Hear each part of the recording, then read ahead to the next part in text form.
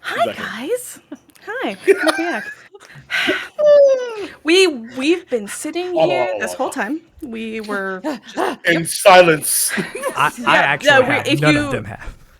They left me all alone. That's damn. Wow. literally, Called out. Damn. we hit our intro video and all of us Arc. all of us scared. Oh no. It's so good. Okay. All right. So I'm gonna shift tones just a second. Because I made a note to myself before stream to not forget to do this. I wanted to do this so that everybody, not just on our intro stuff, that is what lovely live watchers on Twitch get to witness the chaos that is our pre-live stream. But this I think is something important that everybody should hear. So I just wanted to say it. Now I wrote as my reminder, this is a reminder to my ADHD self to remember to say something. I didn't write what, which is, I play risky. Do it live. Reminder, say something. Reminder, don't forget to say something. I did it. No, okay, so I want to one of the first like compliments I guess I would say that I got when we first started this stream was about like honesty about this is my first time GMing, and I kind of talked a little bit about how anxious I was and that kind of stuff, and somebody like talked to me about it. It's like, oh, that was super awesome to see that and to hear that, and I was like, that meant a lot to me. So I do, when things like this come up, I do want to have that open forum. I do want to say that and talk about it, which is to say that like today prior to stream, like I've just been really, really stressed recently, to be perfectly honest. Like, work has been way more, what's it called? Like, I just have to do so much and focus so much more on work. And so, like, I'm not as connected to all this other stuff. And we also run WMS. And it's been a lot. And so, prior to the session, I felt like I did not prepare enough today. Because I was like, we have this combat, but what about after? And I have very high standards for myself, and I was very, very stressed about that. And I was very much like, but if I mess this up, then I won't be as good, and I won't be able to do this. And I just really kind of snowballed it into myself. Waffles is amazing, and he helped calm me down, and I'm very grateful that he's here in person with me to witness that. But I think that it's important to remember that it's okay to not be perfect. I love this and I want to put 100% of myself in it, but life fucking happens sometimes, guys, and that's okay. This is as much a reminder to myself as it is to everybody else, which is not to expect like a poor session or anything like that. Like, that's not what I'm trying to say. What it really is trust your players, trust and everything. Like, it was so funny. Like, I was like, oh my God, but if I don't do this, and what am I going to do? And I legit like almost started crying and everything. No. And no, but then Waffles was just like, we love to role play. You'll be fine. And I was like, you know what? Yes. Like, I honestly could throw one thing and be like, great, we have content for the next hour. Like, it's amazing. Don't underestimate our potential to derail any plans you had already. I'm pretty sure one session you gave us like one thing, and we just kind of didn't let you give us direction for the rest of the episode. You remember that one day that lasted for like 2 sessions or like 3 sessions? Remember that? Does anybody remember that the Myconids don't actually exist? Not me. We will. I don't know how these like 3 or 4 days have lasted for revenge. almost 12 sessions. Yes, absolutely insane. No, I love you all very, very much. And the fact that I can put that trust in you, and I just know that this is a very amazing, supportive group. I'm incredibly lucky. I mean, this is the best group anybody could ever hope for, but that's not what this is about. No, so yeah, I really wanted to say, like, just because you may not be prepared doesn't mean that, this is any new GMs or starter GMs or anything like that out there, like, it doesn't mean that you don't care about what you do or that you are subpar in any way. It just means that life took over a little bit, and that's okay, and you'll make it work, and just take care of yourselves. That's the secret. All of us are improving all the time. Nobody just knows it. Nobody knows what's happening at any point. This isn't even my real life. Ah, No! that's not even your real hair? No. I don't really have these ears. I feel so lied to. What's that hat that you have there, Duval? What's a cool Oh, hat? You got that? what? You mean, let me lean a little closer. You mean this Outcast and Outclassed hat, you mean? What? Oh, wow. What? What's this weird shirt that I have That right here that I got in trauma the mail? shirt Trauma Right shirt. here. Trauma shirt! that we spent 2 hours after stream At till least. almost 2:30, 3 o'clock in the morning creating because we're maniacs. Yeah. All right. Our pre-stream is leaking here. I'm sorry. Yes. Yes. What if I just change the tone? I'll change the tone real quick here. Oh no. The groan. Not the battle. Waffles is way too good no. with the music. It's emotionally driving. Emotionally damaged. Okay. There we go. Let's Like go. that. Like that. Everything's Cheers, y'all. Let's go. Do this. we have a battle to get to. Waffles, are you on the map view for me kindly? I am. Okay, cool. I just have this thing that popped up here, the mega boss. Oh, I was not ready. I wasn't ready. So as you guys are fighting, this thing happens. This giant floating Duval just comes down onto the Hold on, you gotta stage. Oh my god. Goodness gracious. I was not prepared for that. Well played. Holy shit. This. Yes. I so always wasn't knew I was ready to be a dragon. I always knew this. Oh, sorry. I don't know how the BBG got on that screen. Pretend you didn't see that. Game overlay. The Oh, end of no. the campaign. Oh Yep. damn. It's Hideaki's twin brother. Amazing. Iyakade?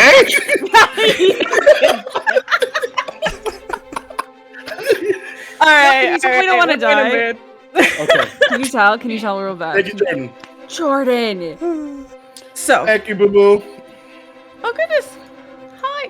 Oh, Oh my god, this is okay. All right. I'm going Thank to y'all. once again do my GM goodness and ignore chat because I get so distracted. In the best way. You guys are fantastic. Okay. So, let's get in the mood even for me. I'm sweating from laughing. That's amazing. I'm sweating At from the- nervous. at the end of last session, as we kind of went, came to this beautiful like mosaic stage.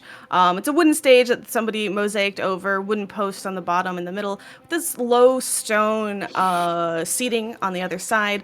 Here was where you were going to get your introduction ceremony. This is like the end of your initiate week, and you get introduced. The teacher that brought you in, the lovely teacher Ott, introduced you to the other teachers at the school, and after which you get to experience this full school experience. You get to go to classes, you get to do all this stuff, and before you even have the opportunity, these things, these creatures, these individuals popped out from under the stage. It looks like they were in the middle of something, and you came a little earlier than maybe even they were ready for. And they pop out on the stage, and they scream at you. An individual named Kershkin. Pugwampy, dressed a little nicer than the other Pugwampys that you saw. She screams out in common, like, fuck it, I forget exactly what I said last time, but like, Get him! Just get him! Yep. That was it. That was it. This other Vexkit, one I think I showed you guys last time, you probably have a handout, this very insectoid-like creature, trigger warning guys, also coming out and rushing you. Attacks were made starting off with a freaking critical hit, which I think maybe rocked a few of you as you guys go for cover, go for all these things. Ark, plants his feet. He doesn't run. And he charges up. Some kind of electric something. Arc. It is your turn. Why don't you tell us what you're up to and what's going on?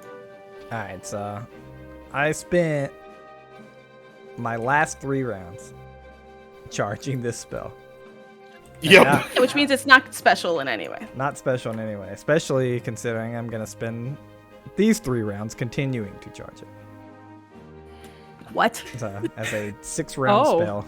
Or 6 rounds, sorry. What? Six action spell, 2 rounds. 6 spell. action spell. What? 6 actions? Oh. I'm gonna. Oh God. So I didn't know Kamehameha was like a spell in Pathfinder, but okay.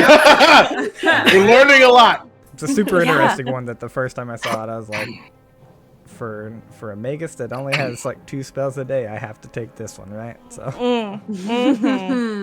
Okay, so it's called Horizon Thundersphere, for those who don't know it. Ooh. That sounds cool. That does sound cool, but anyone who wants to look it up can, but not these players. These players get to find out. So Arc continues charging this electricity through him. Eventually, like as he's charging, you see some of it begin coursing like over his body. It just like jumps from the ball like across his back, and it seems to like eventually mellow out and kind of stay there, just electrifying his body a little. And then he takes it kind of in both hands, not super Kamehameha style, more like you're trying to throw one of those big like the big workout balls, you know how you like have to lift them kind of back over your shoulder to throw them. And he takes it like that and he chunks it at Big Boss Guy in the back. Ooh. Okay. Alright, so this spell's super complicated, so give me a second.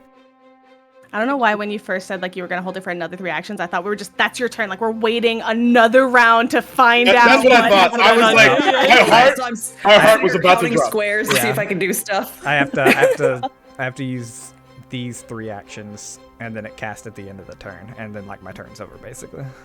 Oh, I At understand. the end of the round. Yeah. Mm-hmm. Yeah. Hideaki, by the way, awful. you're on deck. Yep. No one's within 10 feet besides this friend, which is good. Okay.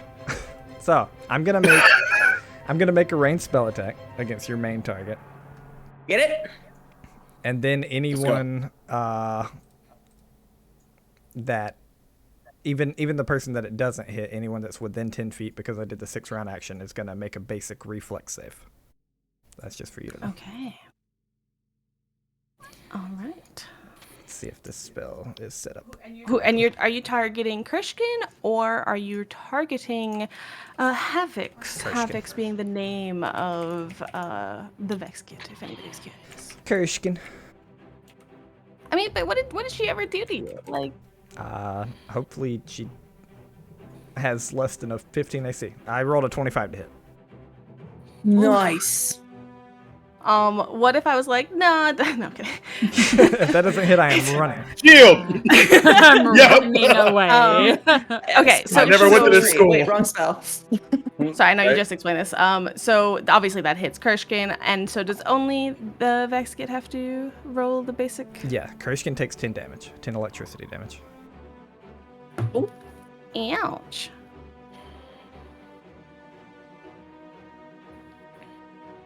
And then As I'm on the wrong layer. the ball of lightning explodes, kind of like a fireball, just kind of electrocutes out, and then does 2d6 to everyone within 10 feet. So that's just one person so I need a basic reflex to save on that one. Sure. Okay, that is a 24 reflex save. Pretty sure that's a success. I don't think it's a critical success, though. Let me make sure. I think you said your DC was 15? 18. 18. Oh. What? Yeah, of course. Duh. Yeah, so half damage there for 2d6. So hold on. Nice. Half of 11. 5 damage. So, interestingly, this intense ball of lightning slamming into Kershkin and slams in straight into her. Like, she is focused on Hideaki and not even attempting to dodge, but her hand instinctively goes up and it does rock her, you can see that, but as it blasts away from her, it almost like pushes with force away from her, and doubly so into Havoc's, not doubly so, but a little bit more intensely, because technically you did more damage to Havoc's. Havoc's, after this, actually, hold on. Weaknesses, no. Okay, cool. I was gonna say maybe there's something with electricity there. Who am I to say no? That may be the best sound to come after a GM goes, hold on, wait a minute, hold on. Weaknesses? It could do more damage. So, it's Havoc's is not looking that great, I would say. I would say that they're looking rough. That's for sure. Yeah. Well, that's good. All right. Okay. Hideaki, what's up? What's up? Oh, just chilling. So that blast sort of surprises him a little bit, but it's in line with what he was thinking about doing anyway. But as Kirchkin's looking at him, and just based off of the pain in his shoulder and sort of hearing this creature bark out orders, a moment of realization kicks in from a previous encounter with said gremlins. You're the leader of the gremlins. Would you be this Kirchkin that I've heard so much about? Either way, welcome. And I'm gonna cast Electric Arc at both Kirchkin and Beetle Dude that I don't know. So you do target the one, and then it bounces, I believe, to a second target. Correct. So are you targeting Kirchkin? I'm targeting Kirchkin and bouncing to other dude. Yes. Yes. So basic reflex save for both. As the electricity kind of like fizzes out,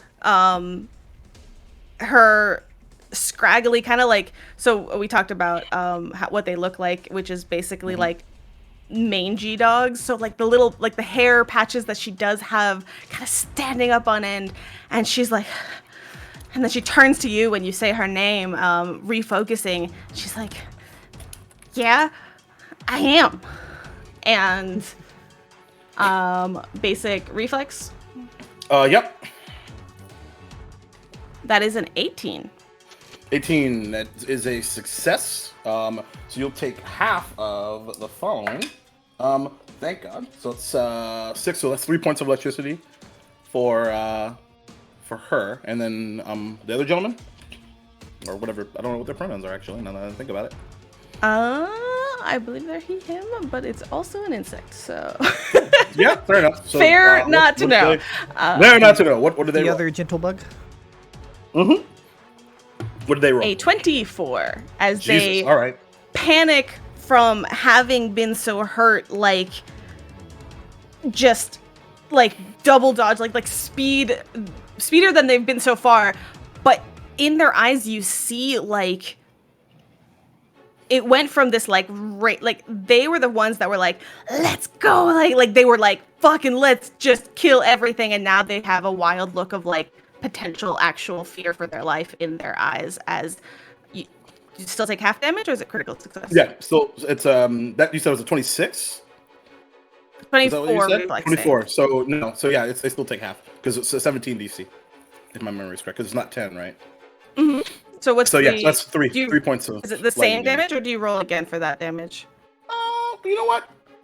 Let's do it. I rolled the same. So yeah. Let's see what. No, right, exactly. And by the way, I forgot to mention that I'm utilizing Act Together to do this. So 2 actions to do the spell. And one thing that I forgot to mention is that something that Overnoza has now, which is electricious action,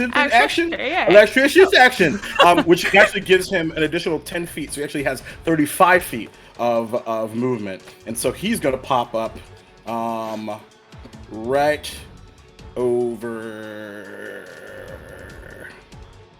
Right. Yeah, we'll go up, and away. Hold on 1 second. Select, move, boom. So that's 35 feet. And then, considering the warning of the GM last time, and remembering the ramifications of being inside this particular thing, he will say, because she taunted earlier, so he will return in kind. Come find me then. And I'm going to 5, 10, 15, 20, 25, right around here. Well, that's actually 20 feet. Ooh. But yeah. So, that is me. Okay, so now I want to just double check here because you were affected. You failed your save against her unluck aura. Yep. And I'm curious if that ends when you exit that range. Let me Great just question. see.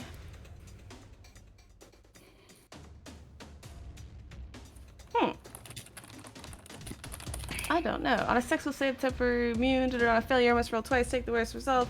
On all.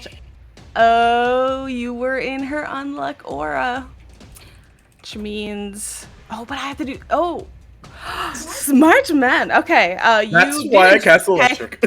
Amazing. Look at me catching up super slowly. Okay. I don't actually see Waffles. Can you, as my lovely rules persons, double check if when they leave, if they failed the check, do they still have the unluck aura, or does it have to be only when within? Yeah, that's what I'm looking for. Thank you. Meanwhile, though, is Havix's turn. Okay. So, while that occurs. Okay, I got something for you. Yeah. The thing that makes the most sense to me based on a Reddit thread and the rules as I'm reading them is Hideaki is still currently failed against the unluck aura. He does not have to roll unluck while he's out of the aura, but if he enters it, he doesn't get to roll another save.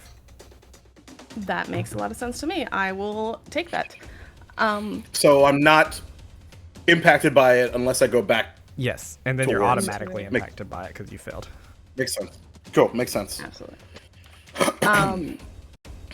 Okay, so the additional lightning damage, even though Havix dodged and kind of went wild-eyed, at the end of Ark's attack, they got hesitant. But they were still there. They were still in the fight. And then followed up by another electrical rocking. They kind of start looking back at Kershkin. And you hear some clatter as they speak in Undercommon, which I believe both Hideaki and now Ark know.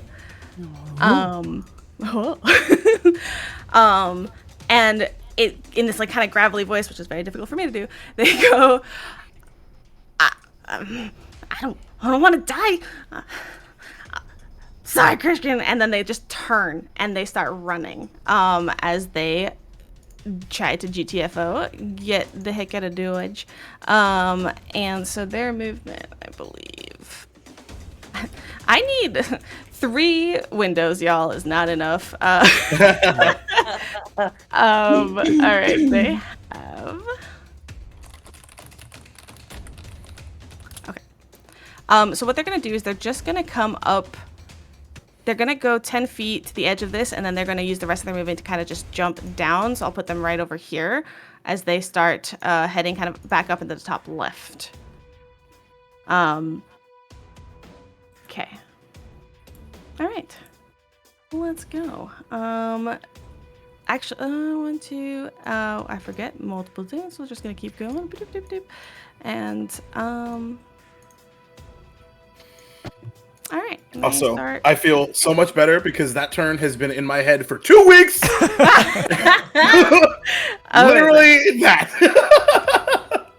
Heck yeah. I will not tell you how often I overanalyzed and redrew this map. And let's go tail. Okay.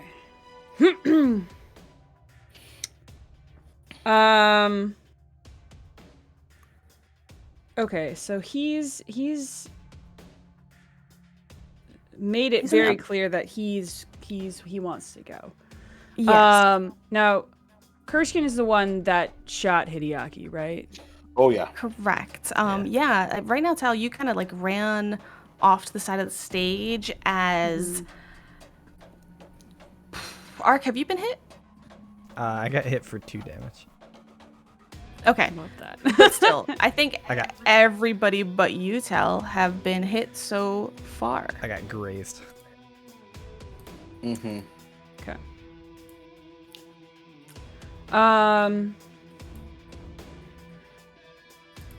So seeing their friends kind of get pummeled, they are going to. I'm gonna pick this. What is that? There it is. Okay. They're going to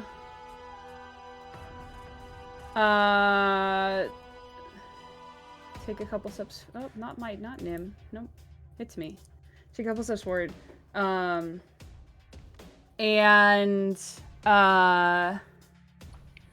they start to, I think, reach for the sling that they have. And then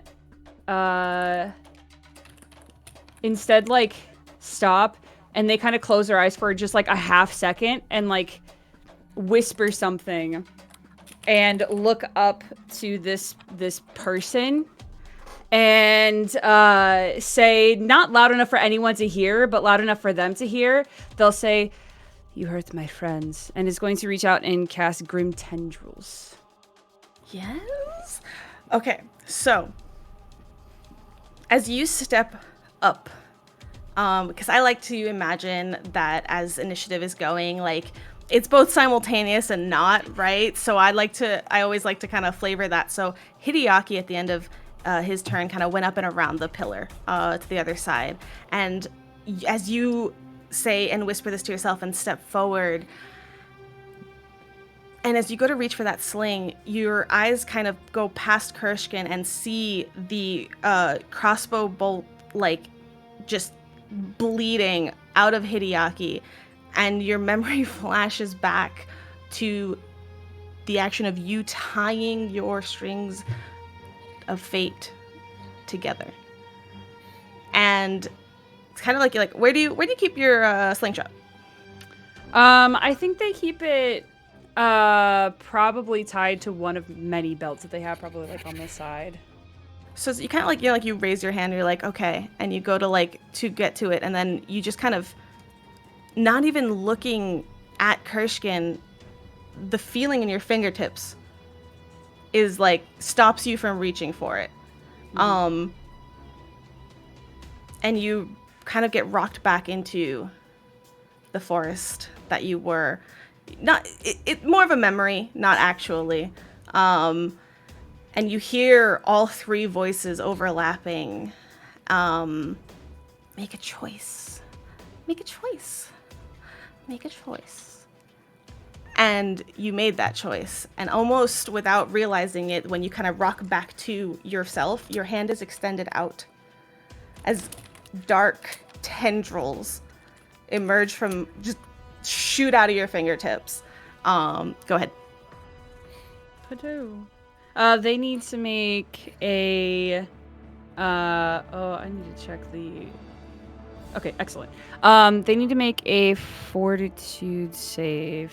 Each a living creature. So if they're not a living creature, then it doesn't matter. Oh, that's a great thing to add. No, I'm kidding. No, they're not. Undead! This campaign takes a different turn. Where's the foot? Okay. Okay.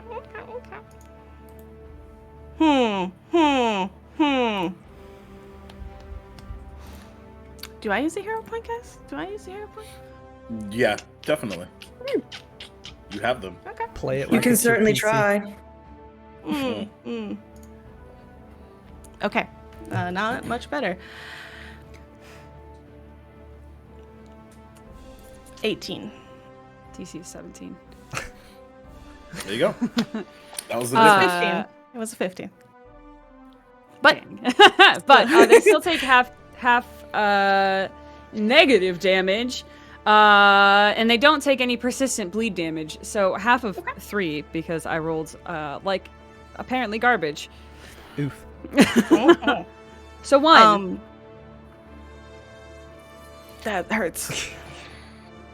I mean, you have a hero point. I mean, if you want, I don't know if that works for rerolling that kind of stuff, but I don't know if it works for rerolling I think damage. let's keep. That'll start getting Keep it confusing. points, So right? yeah. I want to roll my 2d8 again. Like, No, like, when I do it again. I want to do it again. Yeah, I'd say no. So I mean, I like to over-explain everything, but is maybe when your hand is out and you see these things shoot, like you open your eyes to literally darkness shooting from your fingertips. Whether I don't know how Tal feels about this, right? Like, but I can imagine it being surprising, and maybe you pull back just a little bit too quick as they race to reach out and kind of slash into, curl out over Kershkin. So it'll be just 1 damage, but that's you still got her. Now listen, guys. Maybe nobody heard Tal whisper, but you saw that. That's all I gotta say. Oh yeah. Is this the second time we've seen that, or the first? No. I think Because I was. It's the thinking first we time saw it after the Hideaki's seen it, race. because the last time that they used it, Hideaki was down. Oh, still running up.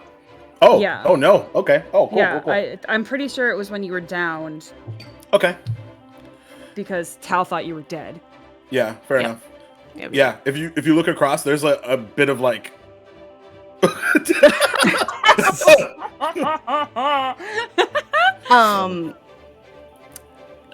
Immediately afterwards, you remember Ark's last words last time you used this. They constantly echo in my mind. Just,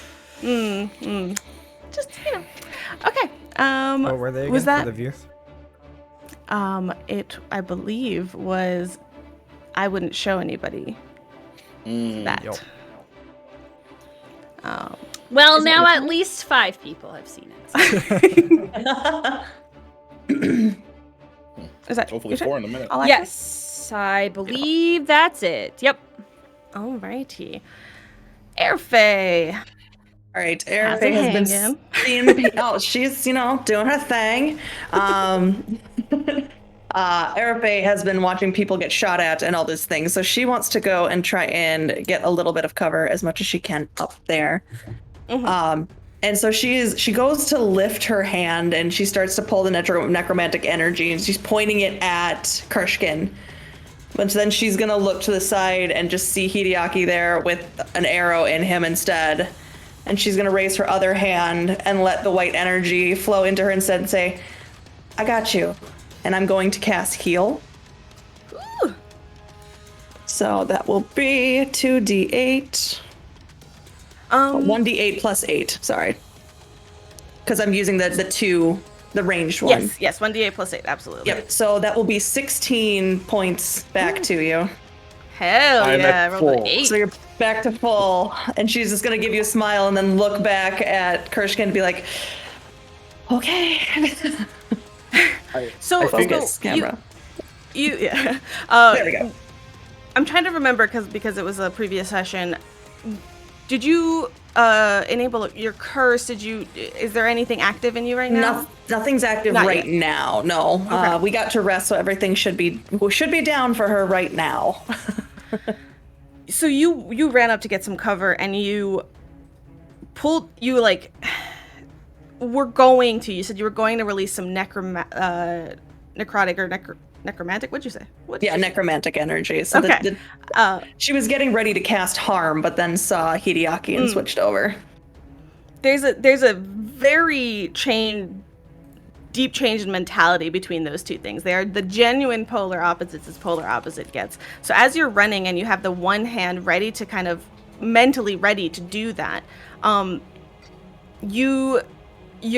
though your curse is not active, you feel just a little bit of your shadow strengthen, and you're at, maybe not, maybe it did, maybe you just got into the shadow of the pillar, and that's really what happened. It's hard to tell because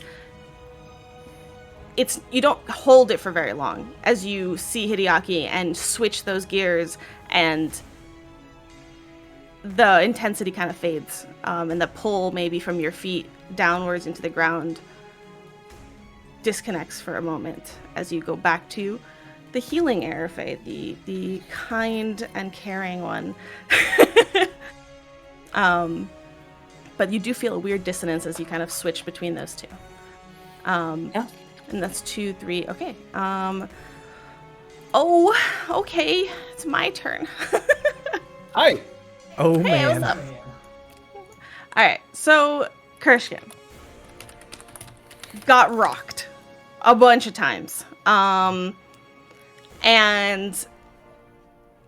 her eyes track the retreating tendrils of darkness that emerged from Tal, and you see through all of the adrenaline and everything that's happening a moment of interest, a moment of like, I haven't seen that. That's curious. That's interesting. Shining blue eyes kind of track the receding before she whips back to kind of almost prepare for whatever Airfay is going to do as she runs.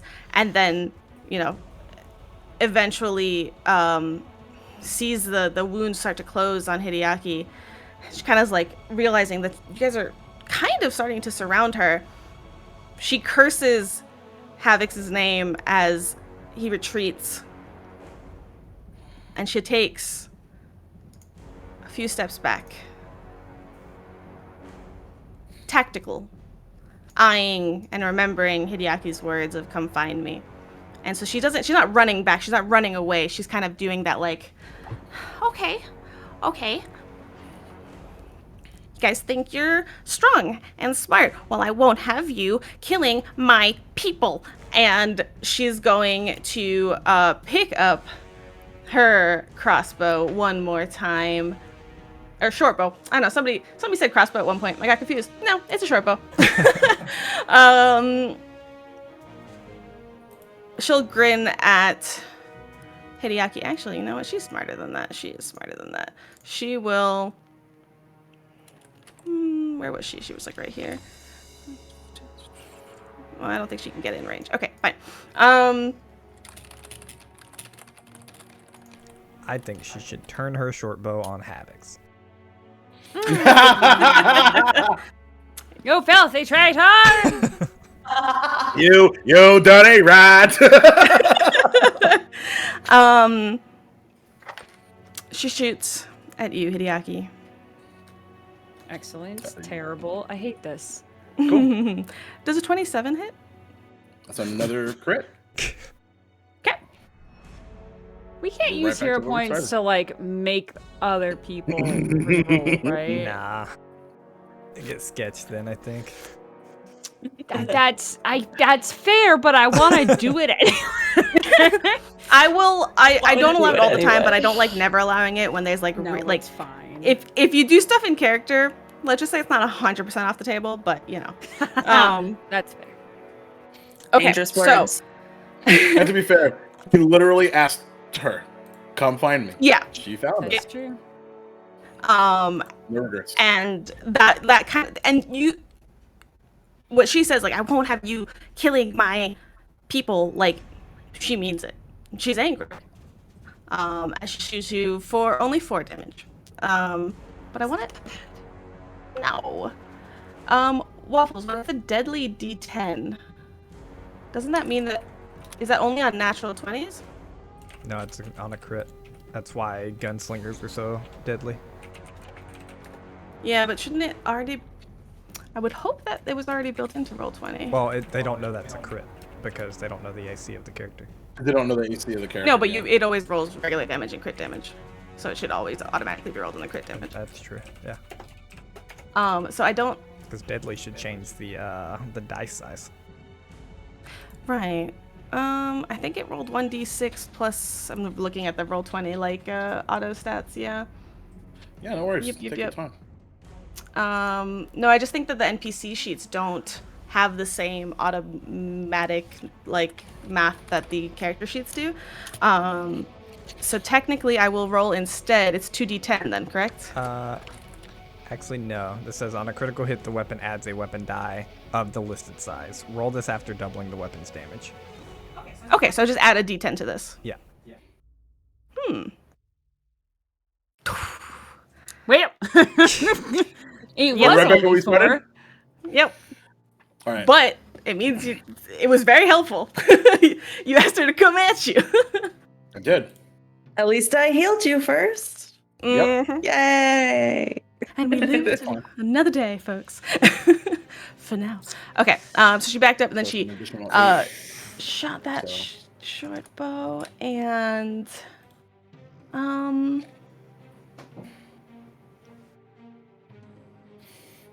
think she'll whip around to you, Tal, because you're just like the closest other one. Everno's is Tal there has too. angry eyes, and it's just Yeah, staring yeah. her down. Like And it's she'll- the like the black is starting to like come and like creep around her the edges eyes. of the Yep, yeah. So dripping Where off did they hit me, by the way? claws. probably in your chest. I mean, that's what. Okay. You don't have any cover from. Yeah, no. Yeah, so she would have just. Not anymore. I did. Blank. Yeah. Okay. This is fun. So she kind of yells that out, looking at you, Hideaki, and shoots you, and then spins around and is pointing down the ramp, kind of almost to show off. She kind of smiles at Tal and is just like, "I'm gonna learn that next," and she goes to shoot you. I'll see whatever. This is at a second attack, a second hat. Nat one. Oh. That's crit fail. How lovely. Yeah, that's great. How 'cause, she delightful. also rolled max damage, so good thing she didn't actually hit you. Other than that. Okay, so well, yeah, that's expected. Then Ark, how's it going? It's going. Ark, it's not in a position to do a whole lot from here, to be honest. To be completely honest here. Don't worry. Honesty I have a- is the best policy.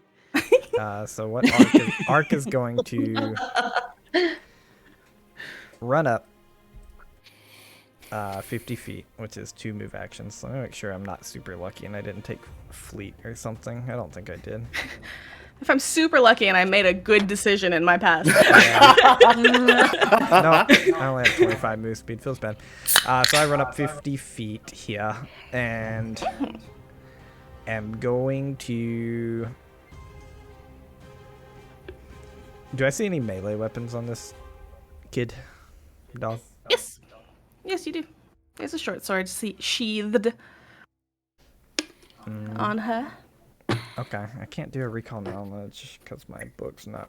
Well, I can, but I don't want to. Yeah, Ark's just going But, to... Well, before you do, Yeah, I'll you roll you it. ran up to her. Let's do it. Yeah. Roll some saves. Make a will saving throw, please. Roll it twice though, and take the worst result. Not the disadvantage. Oh no! Not Anything but that. I have to... You roll disadvantage for the unlucky? Oh yes. Okay. Yeah, that's pretty. I don't know. Pretty Not rough. always. That's Yeah. Pretty mean. unlucky. Oh, That's mean. Fair, rough. That's fine. It literally says DC blank will save. A creature must roll this will save twice and take the worst result. I'm curious because now Kushkin's a named individual and they're special. I don't know. More if that- legendary. Yes, just a bit. All right, so that's a 9. Well, that's a fail. I don't. Hold on. Is there such a thing as a crit fail on this? I doubt it. I don't know Yeah, how I there doubt would it, be. too. Yeah. You're unlucky You're for the extra rest Trip of on your your life. feet and just Forever die. It's and so ever. weird. Yeah, You're unlucky forever. somehow a you know, boulder we- falls from the sky and you just We die. have to throw Yo. expectation out Weird. the window. The last thing we thought that death would be at death 5, and it was at death 3. So you know What what had they're happened gonna was- do at level 1. Level 1. Your Anything you luck is do- so bad. Or 2. Anything you roll specifically will be at disadvantage. Yeah, that's cool. Arc will. It's fine. Arc is still kind of like statically electrically charged from this spell, and they're moving in a different way now because of the arcane cascade, because they have casted a spell, and will raise their book. Is there electricity and shooting makes electricity shooting out of that book. Yeah, Ben kinda. Franklin is just like, what? I'd say it's definitely just kind of. Yes. Sorry, what's up? I'd say it's definitely just kind of sparking out of it, like all off his body, but like specifically probably his hands and his hair and his book. Awesome. Okay. Hands and hair. That's it though. That's all I can. Isn't it Whisters again? Okay. Hideaki. So, looking down at his new present, kind of like does like a painful. Yeah, you know, it's just like you just need to put one One's here, the and other's like here. right, gotta catch them all. And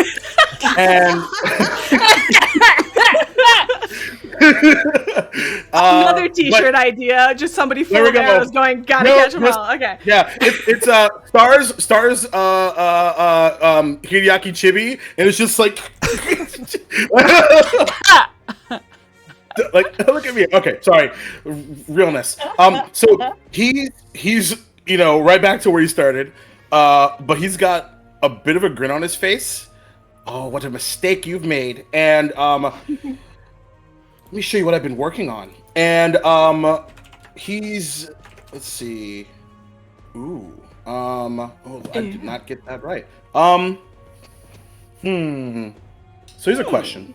As part of a act together, can a creature move backwards and forward somewhere as part of one move action? Yeah, Okay, like. so let me describe my intent of things, and we'll see if it works. Because as you all see, Overnose's fangs grow, about double their size. And I'm gonna act together and have Overnose move towards me as I cast Magic Fang, which what that is, if you didn't know, is I take Overnose's unarmed attack and shine it with primal energy. It becomes a +1 striking unarmed attack, getting a +1 item bonus to attack rolls, and increasing the number of damage dice to 2 if it had 1. And then, so essentially, what I'm trying to do is, because it's a touch spell, which I did not realize at the time. So, because Overnose has 35 feet of movement, let me see how far that is. That's 25. So essentially, I want him to come up down here to me and pop off over towards right here. Gotcha. So the only thing is that like it takes an action to cast the spell. So it has to be the end of those action to give off that spell. But let me just ask something. Could you you could move, I don't know if you have something for that third action, but you could move. Is it a 2-action spell? Magic Fang is a 2-action spell. So yeah, I Okay. wouldn't be able to attack them If you one that's the action move and cast that spell within as I get it. case. That would be Yep. that would be out of action. I'll go down, you cast that spell. 2 actions. Because essentially, like, the way I'm describing it is like a baton toss, but Yeah. Yeah, it depends how the GM rules it.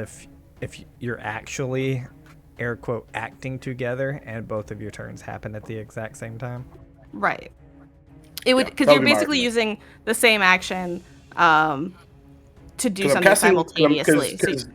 Because Overnose is striding towards me and then fanning out towards Kurchkin. Basically taking your movement to go down and then around, as opposed to taking like the straightest direct route. Right, but it's a 2-action to cast the spell. Correct. So it would be at the very end. Sure, whatever. Real cool. So then I would have. Okay, cool. Cool. Well, in that case, so what you'll do though, so you'll Overdose will come down here. So you're gonna start casting the spell for 1 action, okay? As you finish casting it at the 2nd action, Overdose is already moving. And they're gonna come down, swing by you just enough to like just graze their wing enough to pass that along as their fangs grow. So that's 5. Here, hold on, let me do it right. 5. He's at 35 feet of movement. Yes. So it's about like a couple feet up at that point. It's so from here to the top of the stage, because this is a ramp down here. It's about an 8-foot gap. Can you make it if you kind of come down here, and then I'll give you just, let's see, 5. Chess. 10, 25. Yeah. Ooh, I think I'll let you get to like right about there. Yep. Look at us kind of go. swinging down to where you could just hop up, and all it will do is kind of take an additional, like kind of like rough terrain. I'll take you double to get up there. Okay. As I say that's really funny. This entire time, guys, this whole wet grass is supposed to be difficult terrain. Well, I mean, it's almost like there's 6,000 things you have to take care of, pay attention to as a DM, and you can't possibly do it all. In the book, it rained all the last night, but weirdly, it just didn't rain for us. That's why. Yeah, because we were busy crying. We were crying. We were crying and telling good story. Yeah. Okay, so then as you do so, though, go ahead. You are affected by things together, so the fact that you already failed this unlock aura, does that affect Overnoza? Probably. Yes, it is. Okay, I say one. So because they're the same. Let's put another little pretty dot on Overnoza so he doesn't feel left out. Little you know? spoot.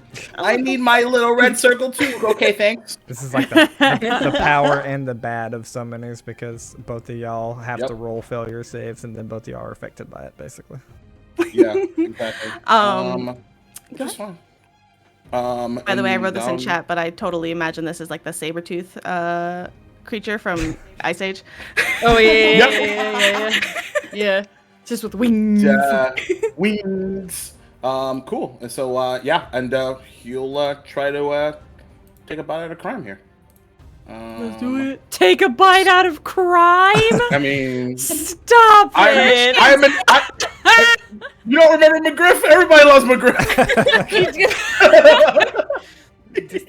Weird detective Once dog. more, I am deceased. Once more, this is what I do. This is what I do. Let's see. Where is? I forgot my modifier for my dude here. Where did you go? Plus 300. 105. All right. Oh yeah, we're gonna roll a hero point for that natural one. Oh boy, that's awful. It's stinky over here, y'all. Yeah, I rolled a. Oh, that's right. I didn't even roll at a disadvantage. Which would have been way higher. Anyway, it doesn't matter. So it's a natural 4 for like a fucking like 11. After all that. 11. Let me just. Actually, 12. 12. 13. 15. It's 15. I think the way I'll say it is that like as they see over as they take kind of like the long route, right? They see them go around past you, kind of jump up onto the ramp and come at them enough to just kind of watch as they approach, watch as they come to kind of attack, and just right out the way. And she just grins past Overnoza, just straight to you, Hideaki. Yeah. And just kind of like, nice try. Gotta do better than that. I'll just say it undercommon. I will. Yes. Okay. All right, Havix, it's your turn. Havix, okay, bye. Okay, bye. Bye. You had a good run, kid. Okay, love you. Bye-bye. Okay, love you. Bye. Havix is bye-bye. So Tal, is your turn. It's me. Yeah. You got scary things coming out of your fingertips. How does that make you feel? Scary. There's conveniently one spot within my movement. Oh. I'm just gonna. This will be more impressive later when I learn different spell stuff. But I'm gonna just run forward here, my 25 feet, and just make some unarmed strikes against him. I'm just gonna claw at her with my claws. Are you like kind of ferally doing so? Like Tal's just wild right now? A little bit, yeah. Wow, putting themselves straight into danger, just like coming at it. Yeah. Hideaki. Wait, sorry. I had to clear my throat there. Hideaki. Hi. I stalled for time. It was so smooth, nobody noticed. No one knows. So you just watch Tal jump up onto the ramp and run straight into the fray. Your friend who just died, just died, running straight into the fray. Like yesterday. So many emotions, like happiness, adulation, anger, sadness. I'm gonna have a question for you, but first let's see how this looks. Go ahead. Yeah. Okay. So, fun fact. Tal's not really trained in unarmed fighting, like, at all. Or I think they are. I don't know. Whatever. We're gonna see what they... Whatever. Well, it's a 21 to hit. Yeesh. Wow. Better than me, though. Rude. Yeah, that hits. You say that, but I rolled 1 damage. Oh, wait. You got into the unluck. Oh, I aura, did so the thing! Let's make sure it's not a disadvantage. That's true. That's a boo-boo. What is this? What save? What Will save. It is a It's will wills. save at Thank disadvantage, so you. roll twice. 7. Oh. No hero That's points, sad days. Oh, I have hero points. I have hero points. No. Hero points. Don't forget, I'll use as one a of them. reminder, hero points also can be used to stabilize. Yeah. Yes, that's why I have Yes. an extra one. Okay, so because it's disadvantage and I use a hero point, do I re-roll both of them or just do an extra die? I think you're supposed to reroll both of them, but that's GM's Both of them? call Okay. probably. Because like technically you rerolled the roll, but Yeah, okay, That would so if also, it's, like, that would at also say if you're disadvantage. rerolling at advantage, Yeah, fuck then it. you roll both of those too. So I don't know. All Oh, GM's that's call. fine. That's fine. Just roll both of them. That's cool. Okay. Okay. I don't care. They'll probably have a different call later. Who needs 18 then. continuity? Oh Yep. shit! Oh, Jesus. That's awesome. That's a really great roll. Still a fail though. Well, Yeah. But we Krishkin. did our best, and Me that's what matters. No, honestly, that was way better than I thought. That hey, there you had more of a chance than anybody has had yet. Yo. yay! Okay, so just let's use the unarmed fist as that one attack. So just roll it one more time for me. Natural 20. I'm so sad. Okay, but you still hit. That okay? So through the grit, through the determination, through this kind of wild look as the chaos and the black inky starts to like kind of like fill the periphery of your vision. I think it's still kind of starting to creep in. You feel like I've made note with last time with Hideaki, like the unluck aura, unlike the previous Pugwampis, like it's tangible. Like you feel uncomfortable in your own skin, but you say fuck it, and you swipe and you hit. So go ahead. So is that just 1 damage? That was that, right? So let's see. And they're slightly surprised. Nor do they like being faced with all 3 of y'all. So that was an action to move, 1 action to hit. You roll in to hit again. All right. So this is at a second attack penalty. So you can. I think there's a thing for that. There's a number 2, yeah. And it's also a disadvantage though, right? Okay. Yes. Natural 20. Another natural 20. And a 12. Oh my god, this one hurts. Nice. This one hurts. I would- That would really hurt. So Tal has to change their name to Waffles. It only counts if they hit, though. Yes. Hold on. Holding on. All right. Holding I need. everything. This is kind of super cool, and I want to make sure. So just stall for time for me as I look something up. If you like the things you see here, you should support them on Ko-fi and potentially join Patreon. Yeah, that was a very different. See, I was like, "Oh, cool, let's role play." We're gonna. If you want to know more about these characters that might potentially survive this encounter, which it seems like maybe, do you want to know why Tal is all weird and black and inky? You want to know how they feel about it for real? You want to know why I made these choices? You should make sure our Ko-fi goal is funded. I'm gonna just take as long as possible. That's amazing. I'm drinking water and nervous energy. I love it. I love it. Energy vampire. Energy vampire. I love it. Yeah, I think It's okay. Hideaki is very surprised at what's happening right now. Yeah, and I think Art, Tal, you probably kind of hear, as you run up, you probably hear Art mumble a little bit under his breath and say, "You really shouldn't be up here." Well, take it how you will. They're a little focused. Oh yeah. Yep. There's a little bit of there's a blinded, focused, blinded. Blinded. Yes. Blinders. Television. Okay, a little bland. Little bland. Just me, catfolk bland. What up? Bland, you know. Okay, so it's not what I thought. Oh, yep. Oh, I was gonna say, super fun fact. Neither Jacob nor Hideaki looked at what's on Tal's arm, because I always thought it was a tattoo, and I made a character choice based off of being a tattoo. It's not a tattoo. Yep. Can't wait to find out. Nice. I love it so much. Okay. So, You got fur. How can they have a tattoo? don't question. Don't question in magic. here. Maria. You dye fur, I guess. Covered dragons and there's ties of fate. Like, I feel like a tattoo on fur would be an easy part in this.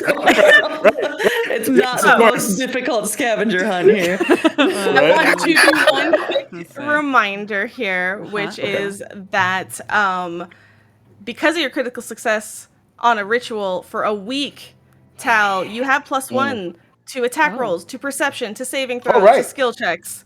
So don't forget that +1 on a lot of things. I'm gonna just quickly look to see if that made a specific difference. The only thing I can imagine it did would be the will save for the misfortune. Right. Would 19 have done anything? So close. It's 20. It's 20. No! Nothing changes. But I change it. You know what's kind of cool? You know what's kind of cool about what we can do? What can we do? We see potentials. We see future. We see potential futures because when you roll in disadvantage, we see what could have been, right? We see what that correct. First roll was. Yep. So we're not us, our people, our real life Miata syrup. I'm not the only one that can do that. Someone else can too. So I want to ask you something, Tal. You feel, you know how like your eyes start to kind of like this thing is kind of slowly flooding into your eyes. Yeah. You feel your heart beating. You feel how close you are to danger, and yet you're going. You're just so focused. Yeah. And you feel an option, almost an option to pull into that, to pull on that thread, so to speak, just a little bit. And you feel like that these, as you watch your claw attacks, you watch them kind of go through, and one hits but kind of scrapes by, and the other's coming to that attack. You could make this be impactful. you could potentially take that potential future of a nat 20 if you want. But you have to pull on that thread. Do you want to? I'm making this up on the fucking spot, and I love it. I love it. Continue on with this. DM badass, everybody. DM badass. Just saying. I don't like seeing 2 fucking nat 20s in a row go wasted. Yeah. And that's what makes you a good GM. DM badass. Yeah. Also, Okay. GM badass shirt. I'll buy that yesterday. Oh, yes, please. Yes, please. Yes, please. Yes, please. Okay. So, Can Ark see anything during this? Nope. Okay. I'm going to take it.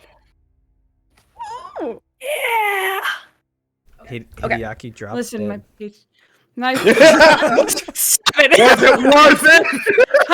No, there's so many things happening right now. Yeah. Takesy backsies. how are you feeling, Hideaki? What are you looking like? I'm essentially right back. I'm at 18 to 30, so I'm essentially right back where I started. Oh, nice. After the second hit?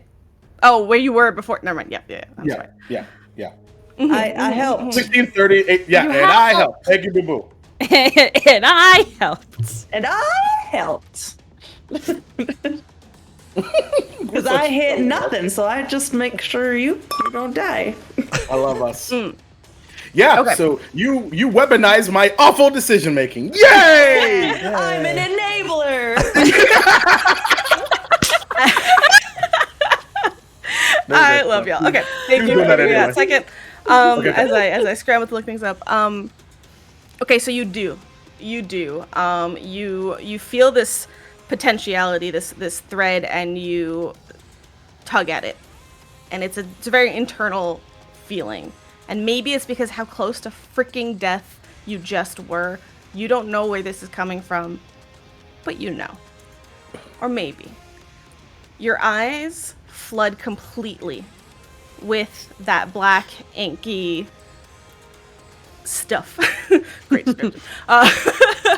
And you do. And you see still through it. But you see a different future. You see your hand go through and you see it miss. And then you see your hand tear through Kershkin's neck. And you focus on that other outcome. So I'm going to give you your nat 20, the latest nat 20 on your second attack. Crit damage was also max damage. Yes. For 8 bludgeoning damage. Is that correct? Yeah. Okay. And you do. And all the rest of you that are there, so really over Noza and Arg, you just see Tal claws out, tear through a chunk of Kershkin's neck and fur. No, it is technically non-lethal, according to the tags of melees on our technically With non-lethal. claws sheathed. I don't care. This is It flavor. can be scrapes, but it's not like I'm literally ripping someone's throat out. Chuck. Survivable. Come on. Survivable. Tal, roll me a 1d4. Oh, I'm loving this. One. Taking notes. Hideaki, one of the crossbows that's still kind of sticking. Again, crossbow. It's a short bow. We're changing reality too much. One of the short bolts that are kind of like arrows. There's only one still In with me you- now, because the other one fell out when I got healed. Okay. So it's just this one in the middle. You didn't. Maybe you moved funny. Maybe I don't know what happens, but it pushes a little bit kind of further into you. So go ahead and take 1 more point of damage. Perfect. I'm so down. What are you doing? Can I just say that when you offered it and Maria said yes, I was like, hurt me. I was expecting Hideaki to take 8 points of damage, but One's nice. I don't know what I was expecting. I considered it, of course I did. But A little bit of corpse husband going on there or something. I was. Thank you for recognizing. Sorry. Cool. So your eyes are flooded, Tal. Airfay, I believe it's your turn. Nothing big happened. You're fine. It's cool. I mean, I can kind of see Hideaki, so I feel like I kind of heard a. Yeah, Oh, yeah. And you want to make me a free perception check? Hell yeah, I do. If it's free. To be clear, It's I free. think that especially everything that's been going on, he would absolutely do everything in his power to not cry out in pain audibly at all. Would I hear it with a 24? Yeah. So are you just what was the last thing you did? Last thing you did was heal Hideaki, correct? Yes. Yeah. So you. Oh yeah, you're on the corner. Yeah, you definitely would have heard. I'm Yeah. right there. I'm right Yeah. But there. you are actually Yeah. you kind of see his side and his back, right? Back up against And- the column. Yeah, and you see him kind of like, even if he doesn't cry out or anything, there is like a grunt, or just a shift, like enough that you kind of look down, and where that arrow is like protruding from, they're kind of like through their side of the ribs or wherever it is, there is a dissipating kind of gray black like tendril that kind of just disapparates. Okay. Oh, yeah. Okay. So I do see cool. see the tendril. Make the note. What are consequences? The tendril. Okay. Seeing that, kind of, I guess what I should ask is, would I be able to put 2 and 2 together? Would I see her though? I don't think I can see Tal. You don't see Tal right now. Okay, so I probably wouldn't have But made the you connection did between see- Tal's strike and Hideaki taking damage. Right, like not Okay. necessarily like right now. Like, look, there's sounds of battle, right? There's Right. sounds of like whatever the sound effects. Someone clip that. Someone clip that immediately. Wow, whatever.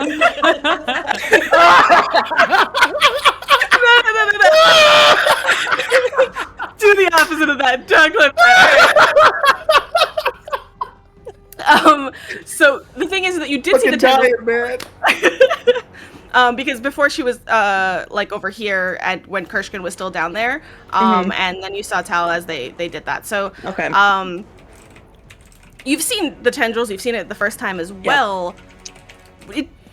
Look, you can't say that one fire magic, that means that this other person's fire magic is that, right? Like, Right. I won't Right. say you draw 100% a connection, but yeah, it's I can similar put enough. 2 and 2 together between what I've seen and what just happened. Totally. Okay. Absolutely. Okay. So she is gonna kind of look at Hideaki and go, okay, we do this together. And I am going to cast Healer's right there? Blessing. Yeah, I'm right there. So I'm going to cast Healer's Blessing on Hideaki and activate my curse. So I'm going to make it so the next time you take a healing, it sounds like when the target regains hit points from a healing spell, you get 2 additional hit points. Yeah, Um, perfect. Is it so temporary there's hit points or just 2 hit points? It says, let me double check, additional hit points. Cool. So just gets hit point backs. And then she's going to take a deep breath. And she's going to also cast Lifelink on Hideaki. Mm-hmm. So you will get Graham. These are I like the how- best dice ever. It's 6 hit points. You'll get that back. Fuck yeah. As I start to radiate that positive energy out, it kind of reaches around the pillar to kind of connect us in the opposite way that you and Tal are connected right now. And then for my last action, because all this is one action, I don't know how this all works that well. That's wild. And so I am going to, just knowing now that I am in this like strange glowing state, I'm going to step out here so that I am visible but outside, and I'm 30 feet from everybody else. Are both of these life? So you did one activate the curse, lifelink. So the curse is activated by casting the focus spells. Okay. So they're both cursed. Did you do 2 of them? I did. So I'm at curse level 2. We have not seen this yet. Yes, we have once, but it was At the second brief. Yes. Oh, okay. It was Medium brief. curse. Moderate. Yeah, we got curse, to I think is medium what it's called. curse. Yeah. Okay. However, I do have 3 focus points, so the max amount. The Okay, max amount. So what does this look like? Give me a nice view. We know from before that tendrils kind of different tendril. But like the opposite kind. The plant like kind of pull from your legs down to the ground. What else? Yes. So as I walk, the small like bud like plant life comes from the ground where I step. There's a soft light that connects me and Hideaki as I'm sharing our life energy. As it's actually kind of pushing toward him rather than pulling toward me. And there's like just the kind of vines and stuff are pulling in that direction. Yes. So like they're pulling the technical term of the technicality of the curse is actually that my life force is leaving me into the world. So this would be like the plant life kind of pulling from that energy to grow up. You watch as some of the plant life grows. Like, as you move, it snaps and follows kind of like your legs, and it also grows a little bit in your shadow. And the plant life, it's not green plant life, it is completely grayscale. And it's weirdly contrasting to the actual grass that is there. It's like gray, a black and white movie, like it's literally in grayscale. And when you kind of glow a little bit like that, your shadow shows even stronger. And you hear a familiar voice ask you, "You going to wait to have something to heal? Yeah, no. Or are you going to stop it from happening?" We can do both. Wonderful. That's it for me. Okay. Oh no, it's Christian's turn. Yeah. Okay. Okay, so Kershkin. Kershkin doesn't like to be where she is right now. So, but also, But I like where they are Yeah. right now. You wanted to have fun. yeah. So she's gonna take a 5-foot step back. 5-foot steps. Don't incur attacks of opportunities. Though, as a reminder, attacks of opportunities doesn't work the I don't same have in that! Pathfinder. Yep, they're not the same thing. So some people do, some people don't. But she's playing it super cautious, so she just kind of backs up and looks around. Okay, there's a towel, there's an arc, and there's a copper little dragon. Fireball.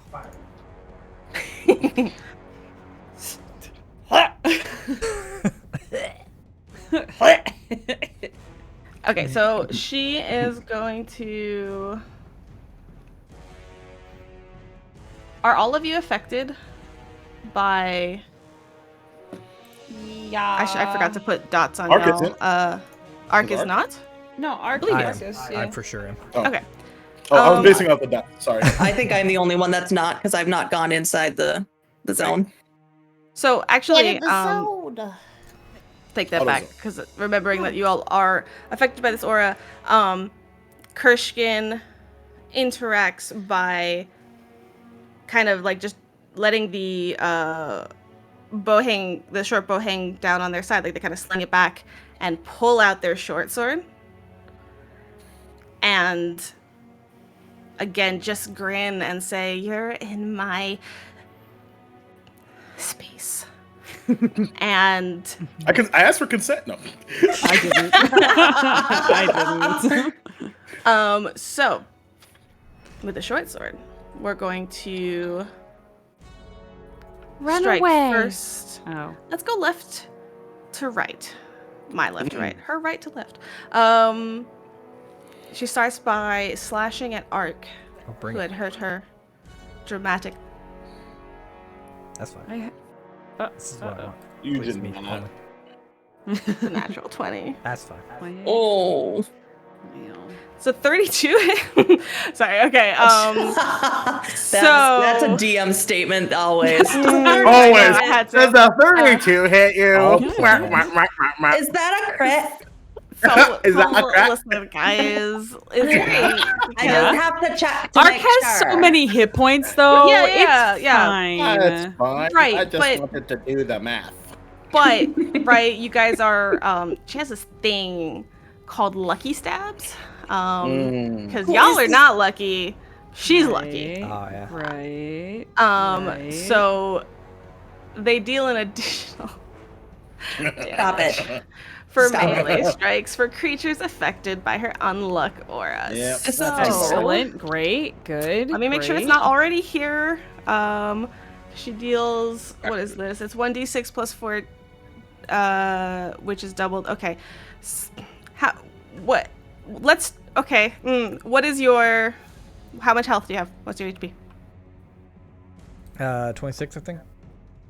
Okay. So she strikes at you and it's a critical hit. So she kind of gets you right. I mean, she's a lot smaller than y'all. So she'll probably get you kind of like right in your leg with that short sword. It's like in And the she pelvis. slashes, and as you go to kind of like pull away, you actually like you stumble over yourself in your unluck and like push yourself in the wrong direction. Just your wiring got crossed, whatever it is, and you take an additional d6. I'm just gonna roll that separately, which is just a 1. Okay, cool. So that's 17 total points of damage. Ooh. Okay. That's fine. I won't even block it with my book. A small piece of the electricity around Ark sparks off, and she takes 1 damage. Ooh. Nice. Nice. But I'll take 17. I like it. I like it. And so she kind of she kind of like goes and slashes at you, and then comes back around, and without a beat, just even the one damage like zapping through the sword towards her. She turns around and goes for you, Tal. 22. Mhm. Is it a critical? No.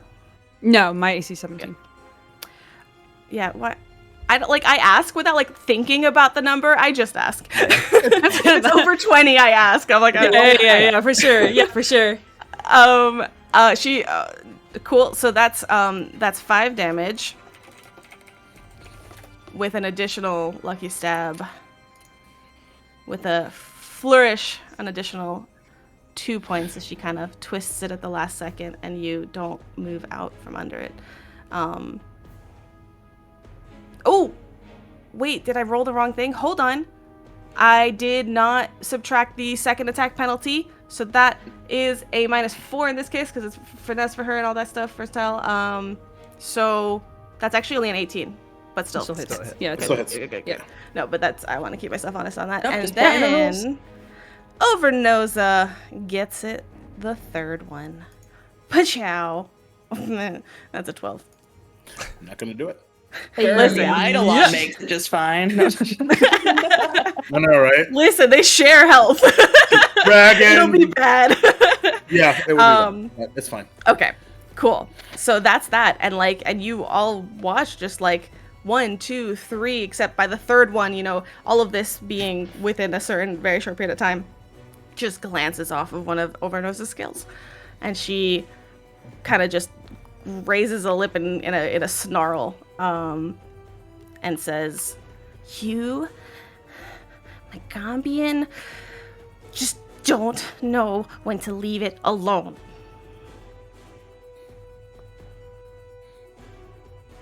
We only asked you to leave.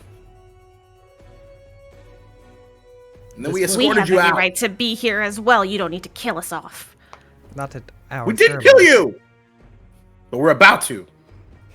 She looks at you for a second. Go ahead and make me a perception check. Oh my god, my dice. I made a mistake. There we go. That's better. That's pretty good. Is this also a disadvantage, or is it just? Well, I'm outside the. Well, I mean. Yeah, let's do it. Yeah, it's a free one, but it's still a check. Okay, so it is at disadvantage. Yeah, sure. Because you asked. Let this be a lesson to all of you out there. Thank you for being. Yeah. That's a 16. Okay. When you say like, but we didn't kill you, like she looks at you, like just a quick glance, but that's it. That's you're not quite sure. Yeah. Okay. That's Krishkin's turn. Ark. Ark, their leg bleeding pretty badly. Cuts their eyes over at Tal and then over Noza, who's clearly showing some of the same signs that Hideaki is of being hurt. Glances back up at Kershkin and says, plants their walking stick is what I call it. Basically their carved wooden stick that they smack people with. He's gonna plant it like right beside Kershkin and begin doing this very flowy like spin move around Kershkin. And during the spin move, much like he's fought with his teacher, he gives a little whisper of, "At least you can fight." And not the smartest move mechanically, but it's what Ark would do. Love this! I'm going to... That means it's the correct move. Spell Strike. 2 actions to make a melee attack with Shocking Grasp inside my staff. Nice. Ooh. Do you swing around her? She kind of like defensively kind of like looks back at you, getting ready. Is there flanking rules in Pathfinder? There are. She is considered Flat-footed stuff, right? flat-footed Yep. to Arc right now, so that is a -2 to her AC. Yep. Which is great when you're rolling at disadvantage. That's the We'll plan. take fucking anything. Everything helps. 24. Oh, look at that natural 20. That's so gorgeous, 26 at disadvantage, technically. It's just Yeah, well, 24 games. pouring out for that 20. Yes, it hits. Looks so good. And it's a 24 against -2 AC, not a crit. Correct, it is not a crit. Okay. Man, if I didn't roll so good, I was ready to hero point that. It feels bad. So that's 2 damage from that. Because I get the arcane cascade damage too. Okay. Let me make sure I'm doing spell strike correct, since this is the first time I've used it so far. Yeah. 2 actions. You channel spell into a punch or a sword. Combined attack. Blah, blah, blah, blah, blah, blah. Using your attack to determine both the strike and the spell. This counts as 2 attacks for your multiple attack penalty, but you don't apply the penalty. Okay, yeah. So basically, I get a hit and the spell goes off for 2 actions. So extra 2 damage to the spell is really what happens. Okay, so initial 2 damage. No. Sorry. Oh. You already took the extra 2 damage. Shocking Correct. Grasp deals 24 electricity damage. Oh, Nice damage! 2d12, Hell I rolled yes! 2 Way to bury the lead! What? Oh, holy shit! So what happens is he spins around and says that line like, "At least you can fight," kind of glancing at his leg. You see this electricity that's been kind of coursing around him all just culminate into the staff. He strikes, and it's like a little 2-punch damage. And just like sits there for a second, and then this electricity just pulses out hard. That's so cool. And they take 24 electricity damage. Damn. And if they're wearing Holy metal, they take shit. another 2 if that matters. But Right. Wow. Okay. So That's a Get it, spicy Ark. meatball. good. I wasn't expecting it. No one expects to spend this Inquisition. So Tal, you see to your left, kind of vision slightly off. Kind of. Is it kind of like the shadowy visages that I saw when I was in like the waiting zone plane? Waiting. Yes.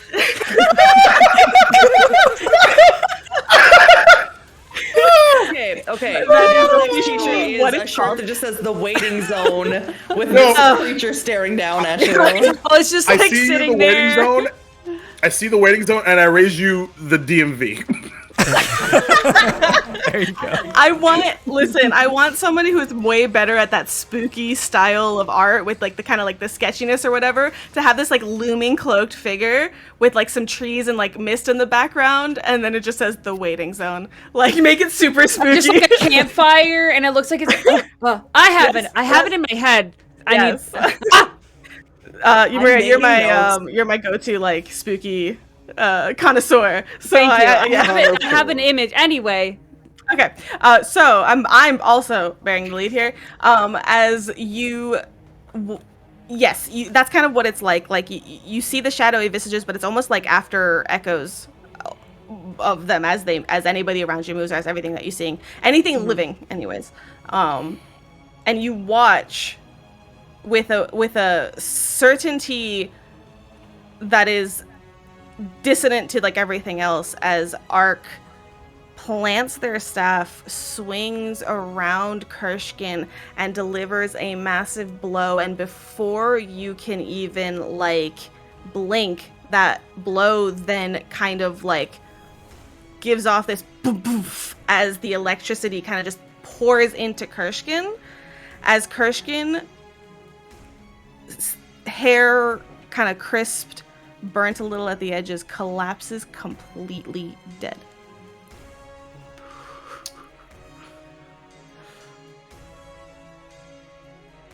Art. Damn. Yeah. What's up, Ark? Art brings their staff back up in like a walking stick position, kind of looks at everyone else. Eyes settle on Tal for 3 or 4 long seconds as the dog shakes. And It's over Noza. It's fine. in a disappointed way of like check yourself.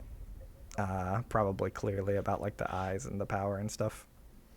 And then you'll see a hesitation for a moment, and then he'll poke the body to ensure to himself that it's dead, and sheathe his staff without really any words. I think Tal just like kind of breathing a little heavier, just being in this like semi-feral state, and also in pain, and also seeing a dead body, is gonna just like not really meet your gaze, is gonna look at this crispy body and just kind of like just kind of slump down and just like sit on the ground where they're at as like the blackness starts to like dissipate slowly. So they're just like sitting in front of and like looking at this body. Initiative is over. You are free to do things out of order. Okay. Go ahead. I shake myself out of like as the adrenaline like begins to leave, and so the pain starts to really, really set in. And then I run up to Arafe and give her a big hug. You are amazing! Amazing! And as you do that, she's gonna grab her hand and say, "Come with me," and she's gonna go to the group. And as she approaches with Hideaki, the aura that's around her starts to wrap around everyone in the group as she gets close. And I'm going to cast Heal under my curse. So that will be a D12 to everyone. shit, yeah. Holy crap. And I love these goddamn dice. 12 points. No, you didn't! Hey. What? Holy Okay. shit! I got Oh my Eldritch Horror dice, and they're the best dice I've ever owned. Amazing. So as this aura starts to reach out from me and wrap around, and you start to feel like these small vines coming from the ground and just like kind of tug at the bottom of your pants or at your feet. It kind of, you see a pulsation come out of her through those tendrils as you start to feel yourself heal. I think that's probably what kicks Tal out of the Yep. effects. The weird echo vision, you like the next time you blink, it's not there. And you're like, did I even actually see that? And Hideaki will, like, as they move forward and everything starts to sort of coalesce with his healing, he'll kind of just grab Tal's shoulder. Are you okay? Yeah. Yeah. I'm fine. Are you okay? And just kind of like is looking up at your even larger looking form because I'm on the ground. Yeah. Just sitting down. Yeah. Well, I don't look it. Like it's just like blood.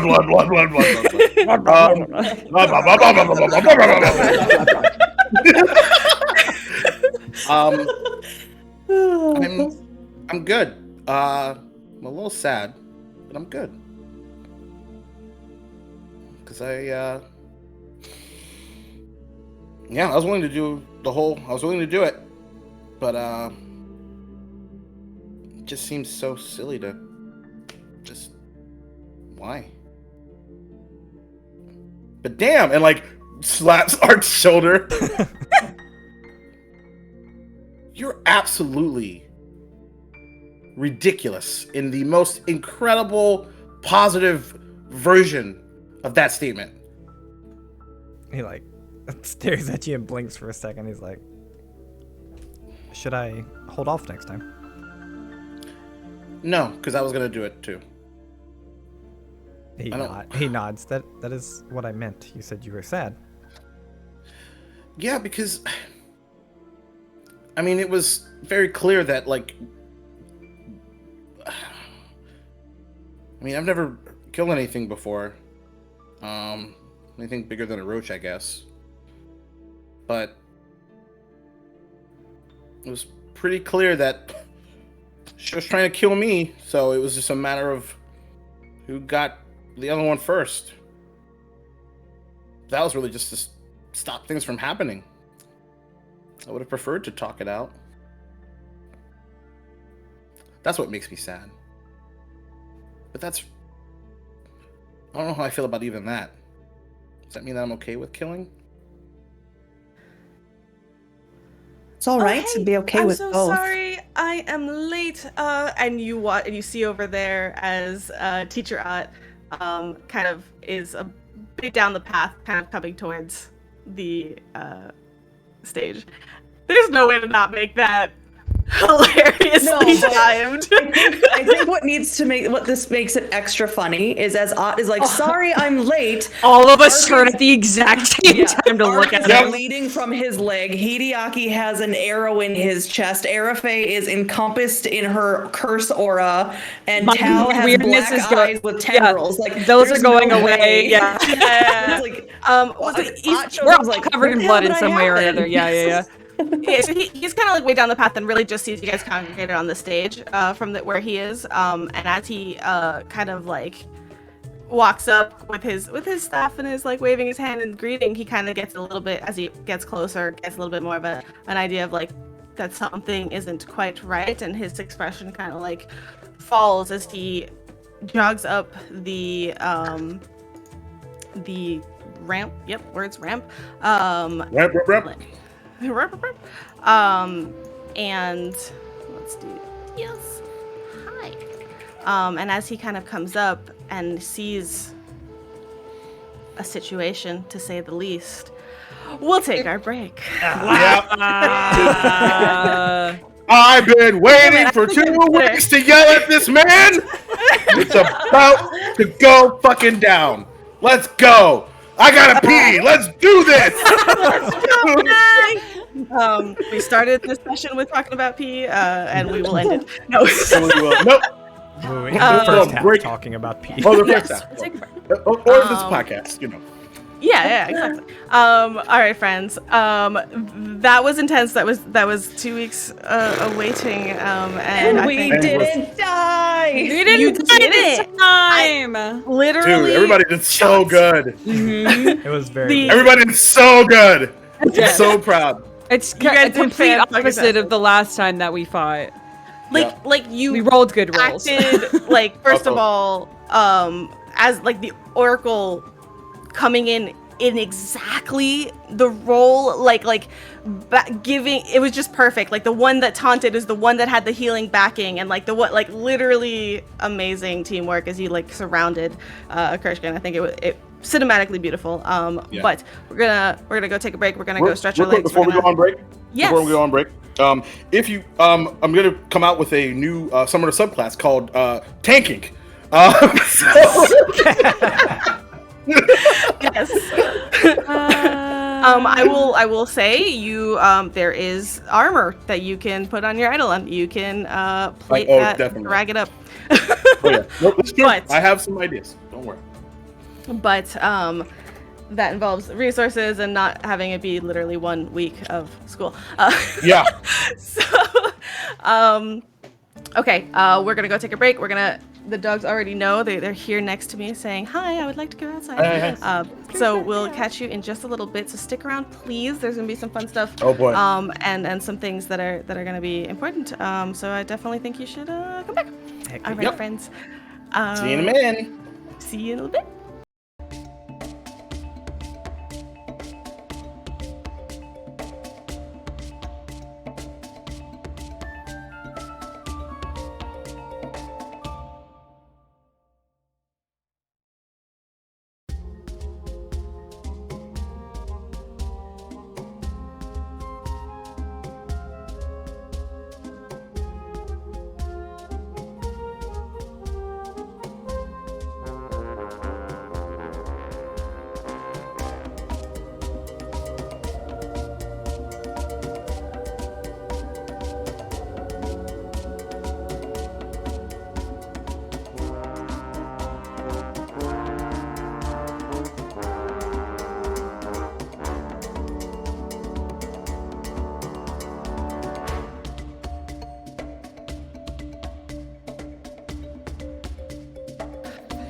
So anyways, like I was saying, hey everybody.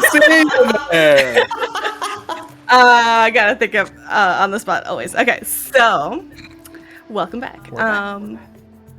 We left off with Teacherot coming into the fray, really guns blazing, killing. No, I'm okay. Lightning No, that's bolt not what from happened. Tal, Nim, and Ark.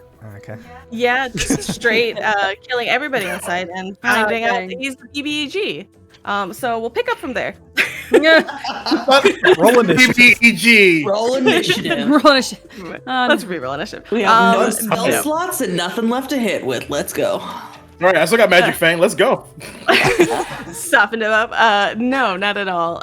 So as he approaches and kind of reads the situation properly and identifies the fact that you all are looking a little bit worse for wear, or I think the first thing he notices is like Airfae's clear cut, like activated, like curse, the aura that is emanating from her. Then kind of eyes trace up to Hideaki's like wounds, even if they're closed, like under the clothes, like the clothes themselves are rather bloodied. And he just has an immediate look of concern and like almost like, oh god, who's hurt? Is the threat? Kind of sees the body neutralized. Is there any kind of, he's looking around, he's scanning the area. Is there anything else? There was another one that went that way, and she'll point to where Havoc's ran off. Okay, he looks that way and then he kind of like, okay, is any of you injured? Are any of you injured? So first of all, are you fucking kidding me? Excuse me? Where were you? I was a little held up this morning, but we're still early for the ceremony. Yes, the ceremony is going really well, as you can clearly tell. No, of course not. Are you hurt still? Is anybody Not still less than full anymore. health? Yeah. You are? Yep. Ark, if he goes to heal Ark refuses. Ark is not a willing creature. Ouch. We're so angsty. That's gonna be seared in my brain. Ark is not a willing creature. Like, it's gonna be right here. That's another shit. Does Anyway. it say friendship? Ark is not a willing creature. He'll actually, like, That is amazing. for flavor wise, he, like, I don't know. Obviously, I don't know. I'm not trying to push you into immediately healing people, but when it happens, Ark kind of holds his hand up and says, I would not like healing. This one said their kind are dying and was willing to die for it. Has the school been doing things outside of their jurisdiction? We have not killed them.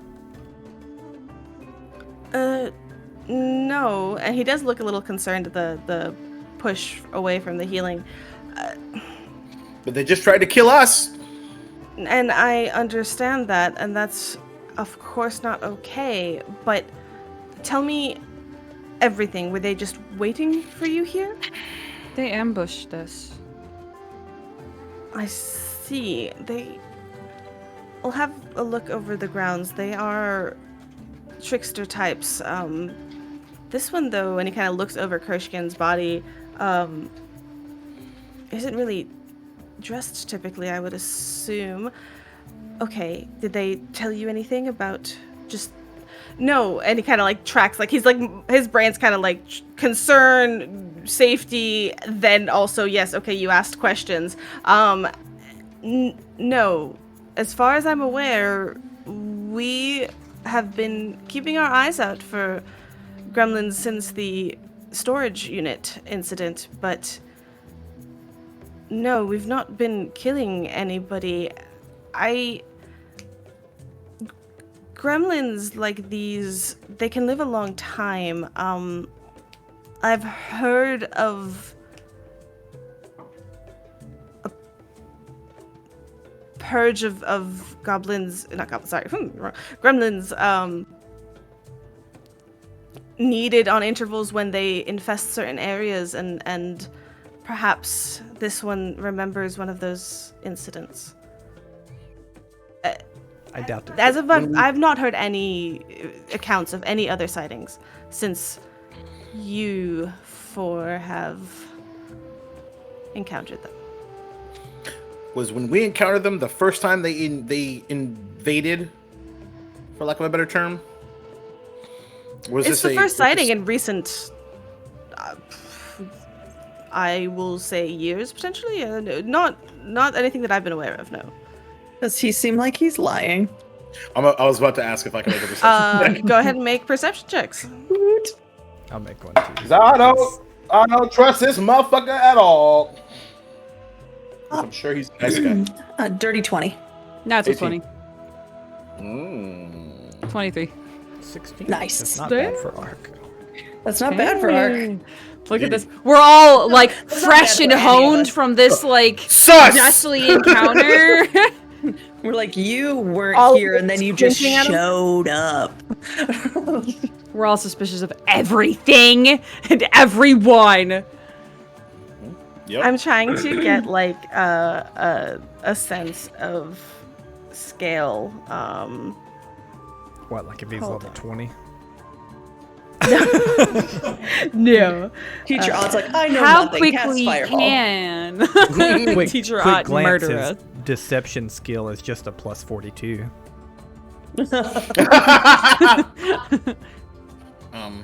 When no. So, okay, so he continues, and I will get to your perception checks. When I was a student here, we had a particularly obnoxious group, I believe, of gremlins that have infested the the school grounds at some point. I remember constantly dealing with tricks that were played on my fellow students and the like. And to be honest, I haven't really encountered any since then. This is when you were a student here? Yes. The natural 20, just to get to that real quick, the natural 20 and everybody following that basically, to your levels of success, he is being absolutely and plainly candid. Okay.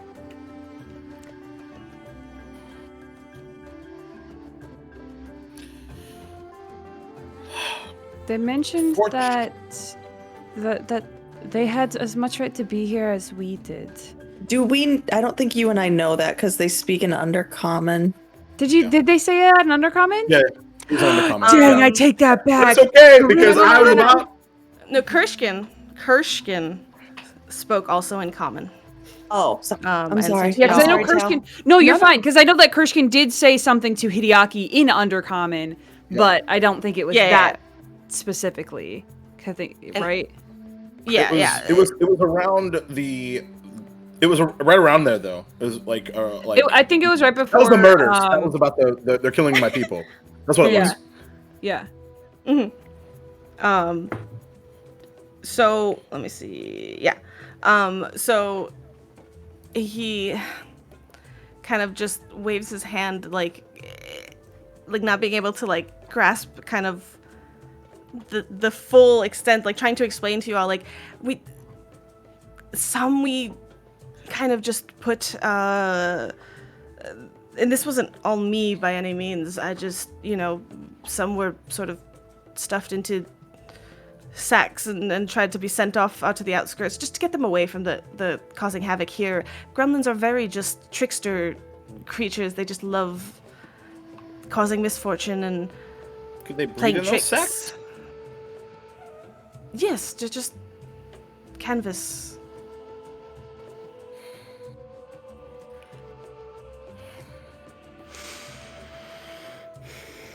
Whatever is didn't going on, it's say- making them extremely unhappy. You mentioned last time a leader of theirs, the gremlins that you had previously escorted. I see. It us. As for the podcast, everybody, Tal and Hideaki just like point down Point to the down. I see. Well, then perhaps this was the crux of it. This one leading there. All due respect, it was the crux of it when you were a student. And I would like you to remind you of what I look like right now and how awful everything looks right now. Yes. So to say that is incredibly naive on your part, and I'm disappointed in you. Erife would just like to look back and see if that other one is hanging around. Sure. Go ahead and make another perception check. I didn't mean to interrupt you. That's not as good. No, not at all. 15. You don't really see anything moving in the trees. So I understand your frustration, Hideaki, and all of you. This is not the type of experience I would elect for you, though I am happy to see that you have overcome it. I don't begrudge you killing the creature. It was indeed self-defense. I'm glad you are all okay, especially given the harrowing events that have so recently occurred. And it heartens me to see you work together to overcome it. Ideal or not, you have shown to be quite adept today. I will cancel the introduction ceremony. This is, of course, too much. I apologize. I do. I was delayed this morning. I should have been here. Why cancel it? We're already here. Yep. I can get a quick... I've got like 50 of these, so...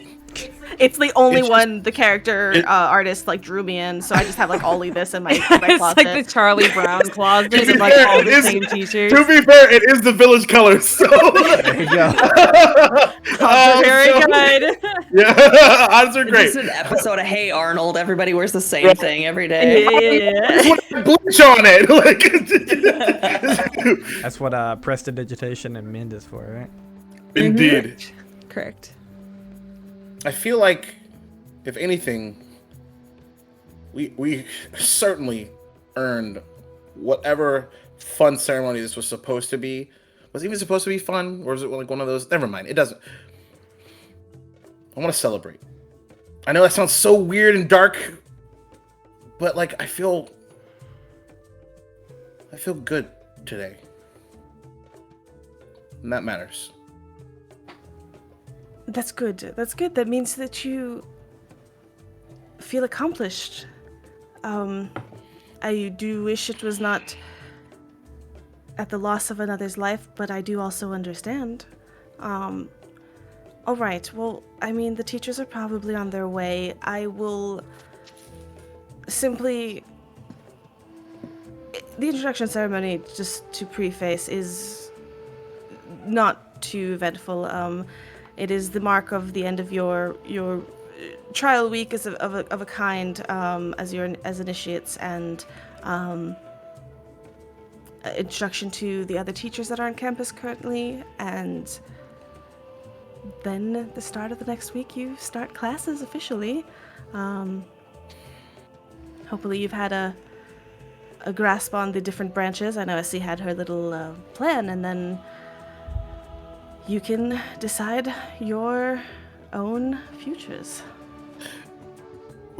Correct me if I'm wrong. Was it Essie that had the cult? Essie that had the what? Somebody else? The cult. No, it's not Essie that had the cult. Okay, cool. Essie had Okay, the cool. idea to do all the silly tasks based off of the branches. Essie's the bookworm. Hermione. Yeah. That's right. Okay, cool. Never mind then. Carry on. They'll be here shortly if you do want to stick around. Not that I don't think they'll...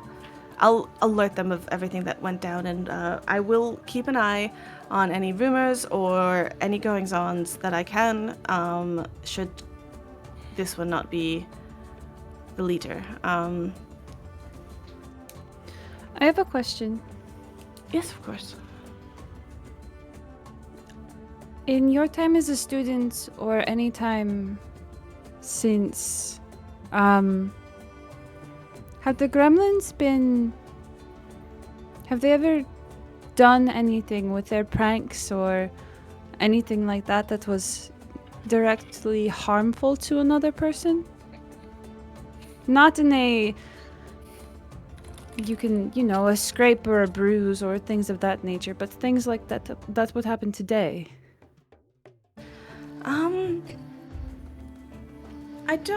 I don't know that they took it. The problem is with their sense of humor and silly mischief can always turn dangerous more than potentially they anticipated. But has it? Not that I'm aware of.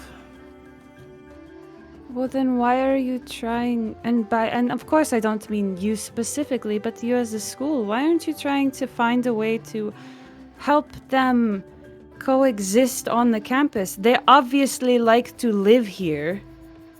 That's why they keep coming back. Why is it always trying to throw them somewhere else, to have them be someone else's problem? Why not make it easier for them to be in a place?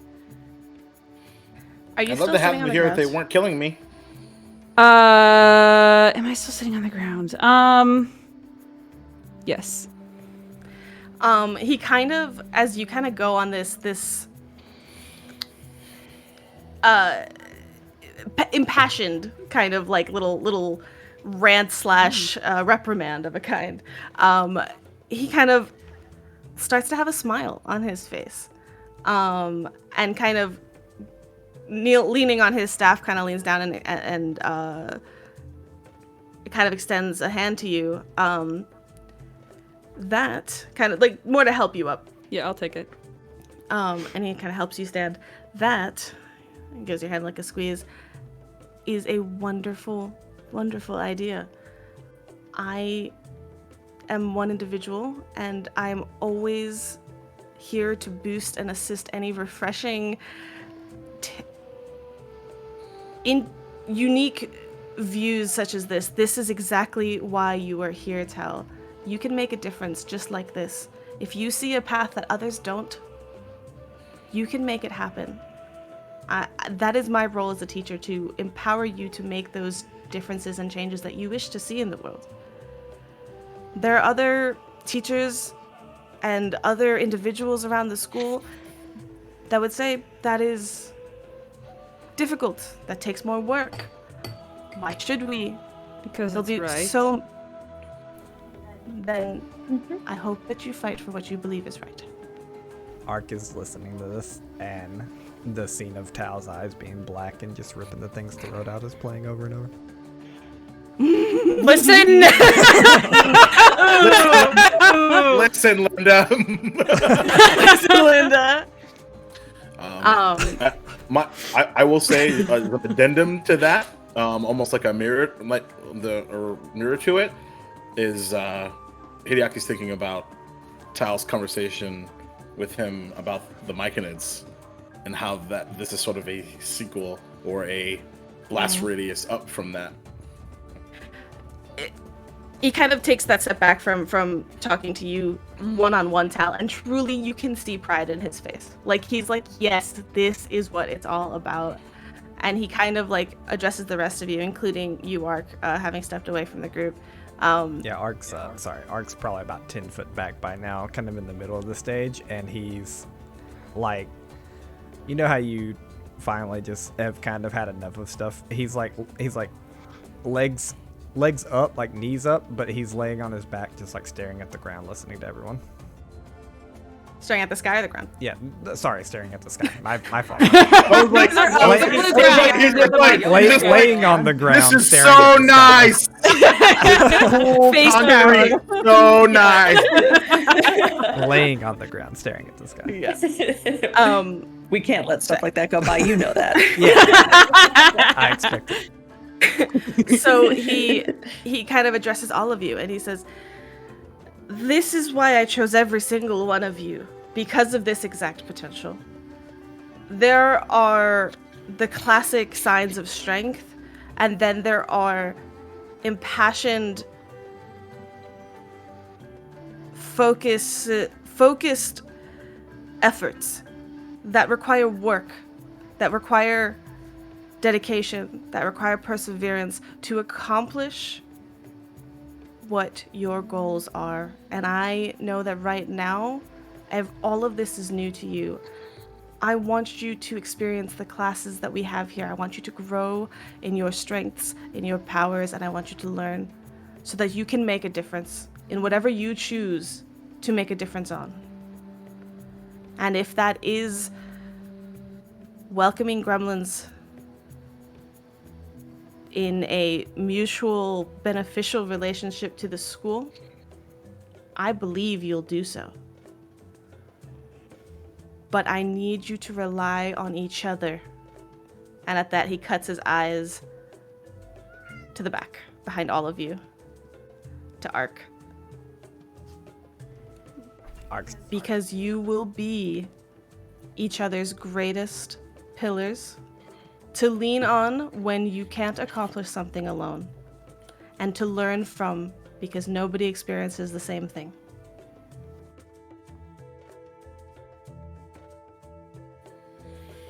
God, you make it so difficult to stay mad at you.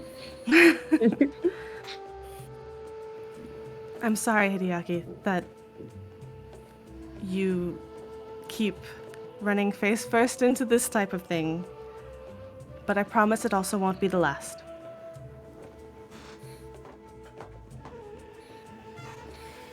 He just nods and gives a weak grin. The Magaambya will strengthen you. You have a lot to learn from a lot of different people here, including each other. But there is danger everywhere. So, just be careful. Have a support system.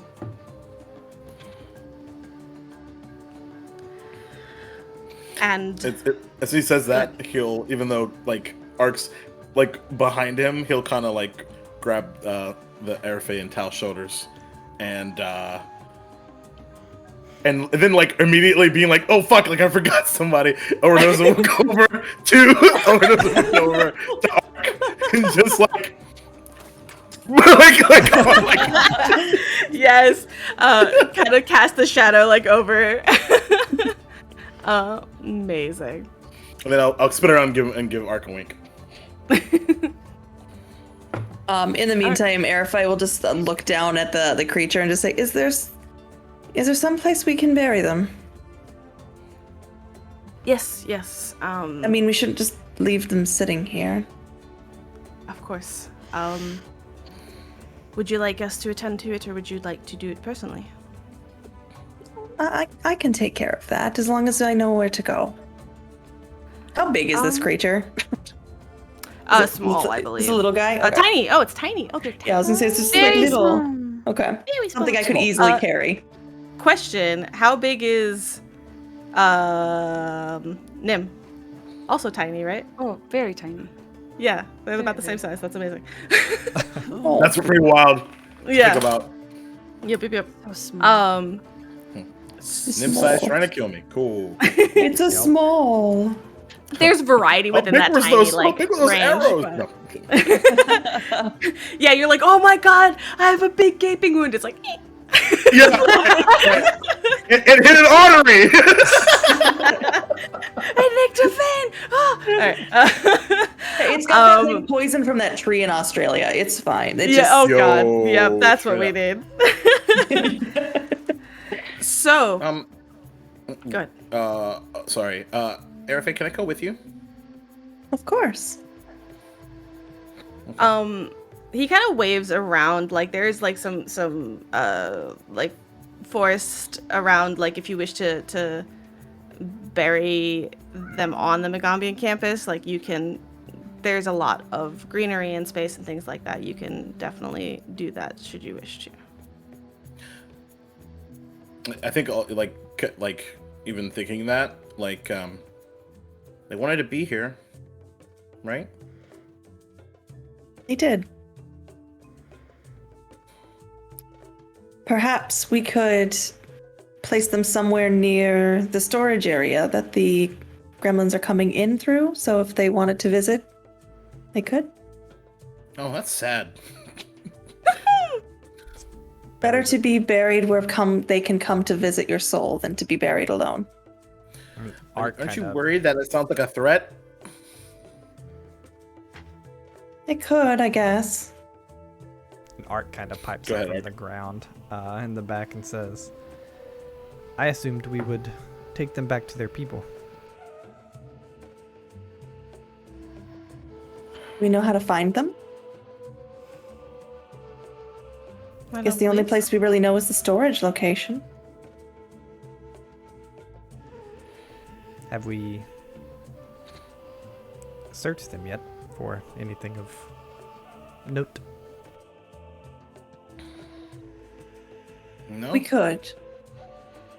And then I guess Arifei will just kneel down and she'll just kind of put her hands over them for a couple of seconds just to kind of do part of the ritual that she knows.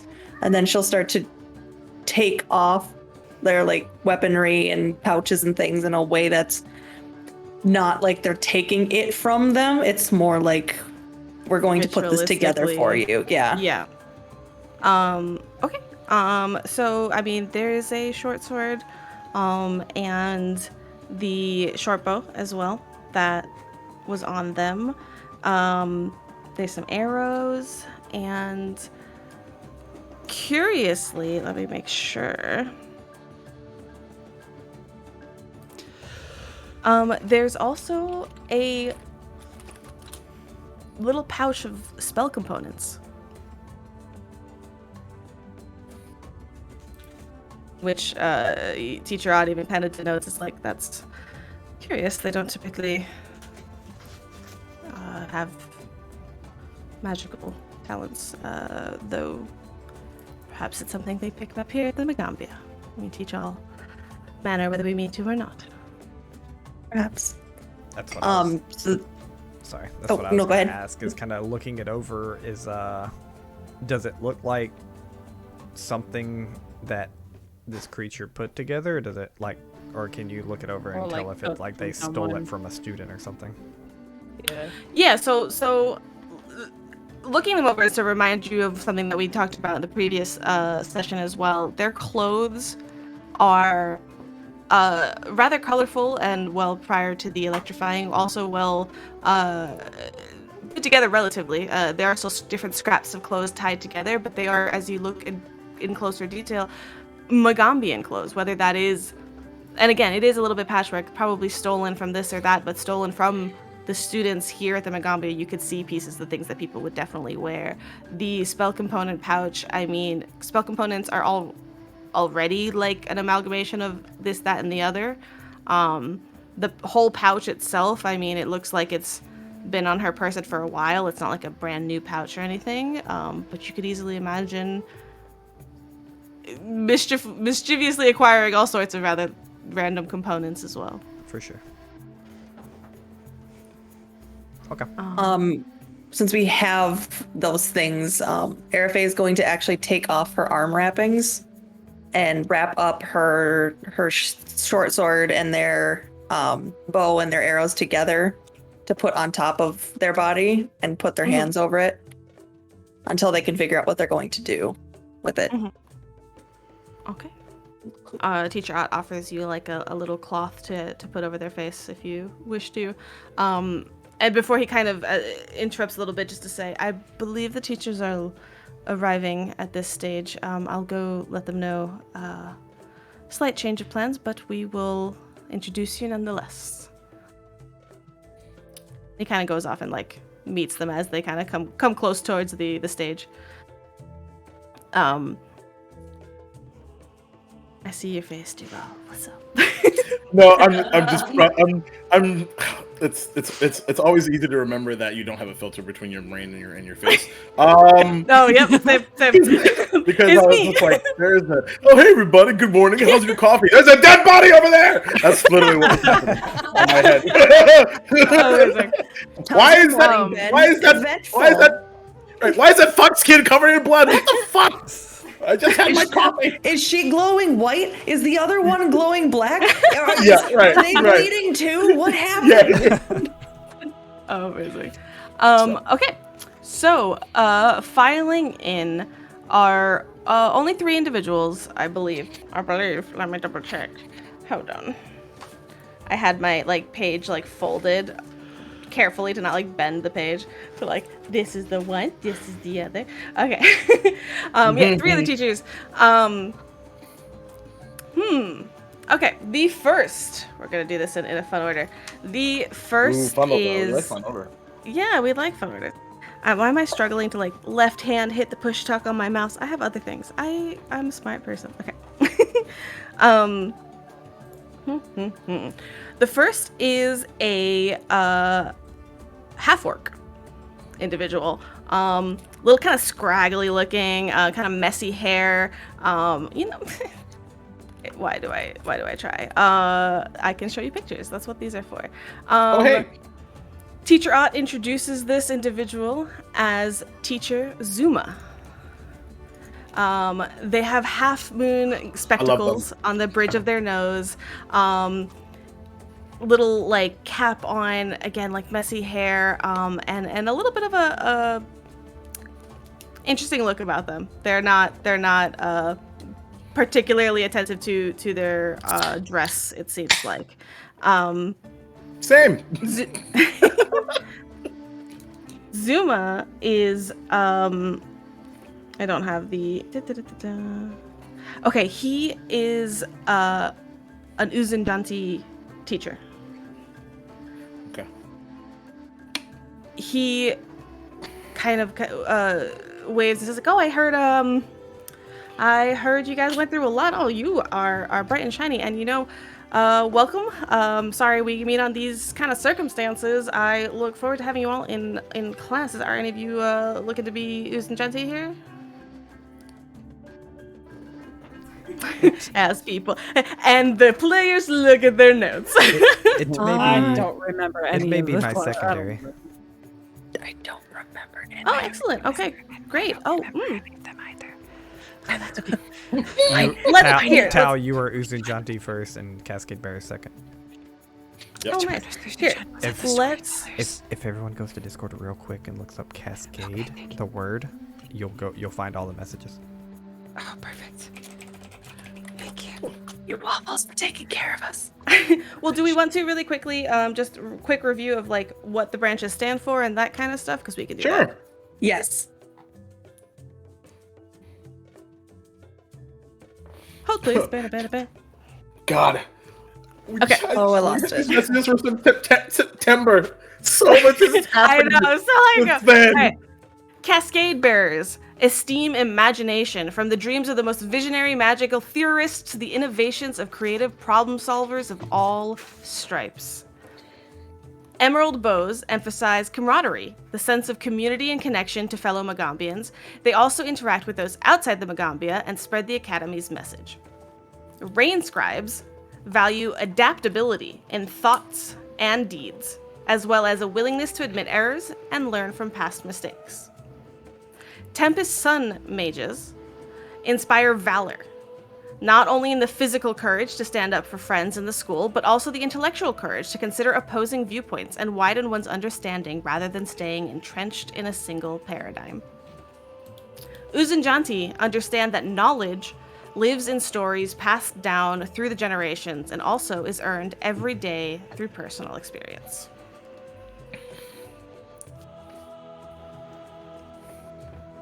Yep. Uzunjanti.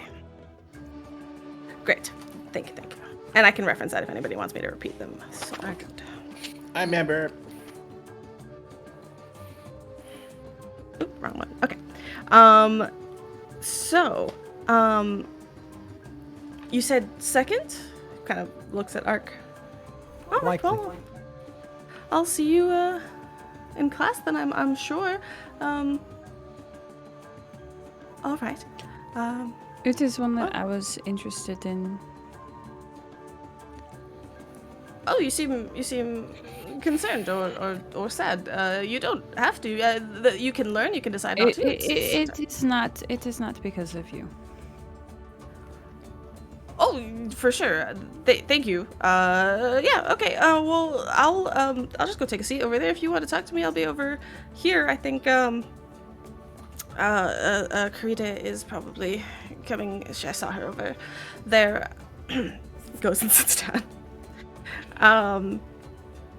The next individual that comes, Hideaki. This one's familiar to you. Yes. You ran into this person. Yelled. Here we go. Is this I'm the ready. first person? Let's go. I've been waiting. Oh, what's cool are they? What's cool are they? I'm so excited. This individual is dressed, put together, colorfully, beautiful, bright colored kind of cloth wrap around her head and kind of like a tied up, and it's introduced as Karide Ulawa, teacher Ulawa.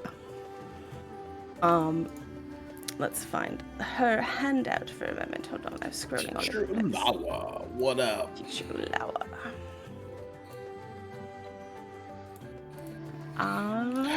There's too many.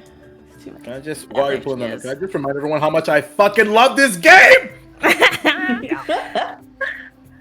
Welcome, Karide Ulawa. Yep. There she is. Yep. She's so pretty. So pretty. And clearly already met. I hear you guys went through an eventful time. That is fascinating. I am happy to say hello and meet all of you, except I do believe I've met you already. She kind of smiles at you, Hideaki. He Oh boy, what do we do here? Oh, I know. Oh yeah, so where was that? Where did we meet again? When you right, yelled the at me to get out of your way, I race. believe, in the middle of campus. It was a race. Isn't it Who good for am me to I take to things stand seriously? Oh. Well, no, of course. Please defend yourself instead of just simply apologizing. No worries. I completely What would I understand. apologize for? Yelling at a teacher? Have you met Teacher Ott? I've yelled at him more than you. She kind of looks back. Teacher Ott's talking with like the last individual. And Art just Yeah. pipes up for a second there and says, and I believe he apologizes when yelled at. Because Ark has heard Teacher Ott say nothing but like, I'm sorry.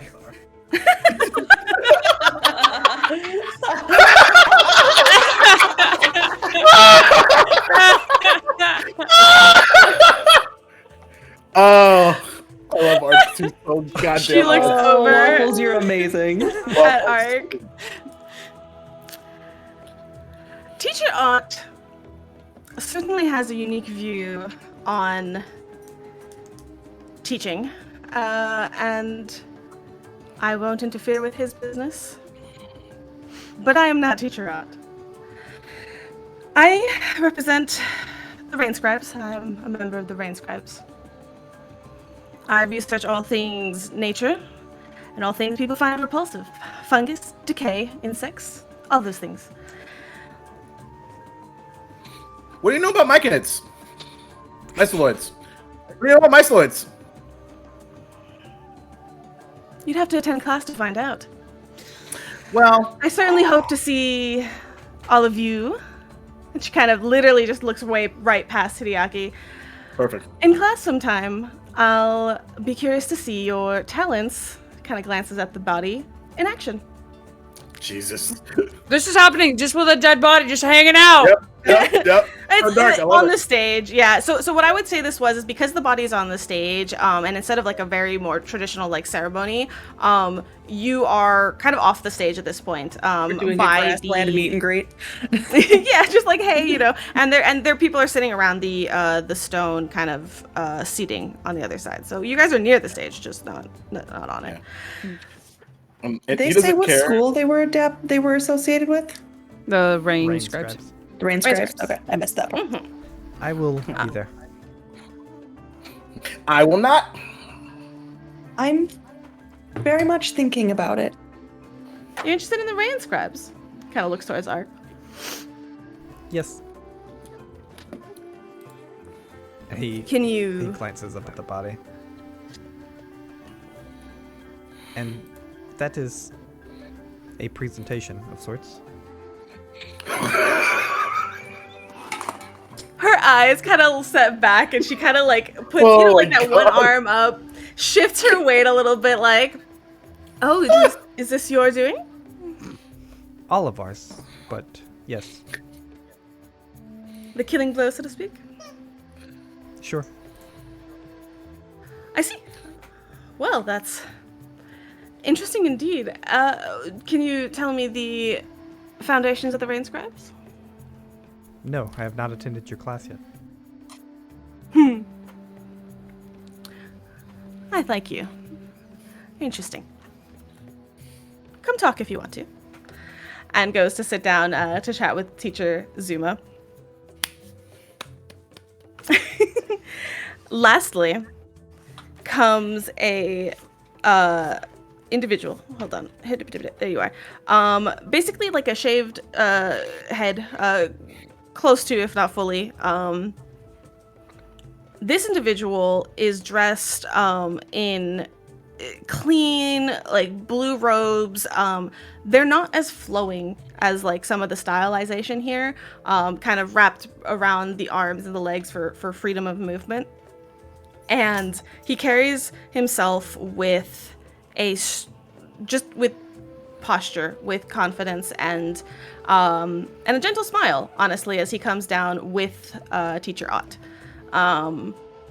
As I introduce you to Come on, there's only so many NPCs that are not shared with you guys. There he is. Okay. Mafika Ayuwari. I love his little mustache. He's so cool. Little goatee, yeah. He's a cool boy.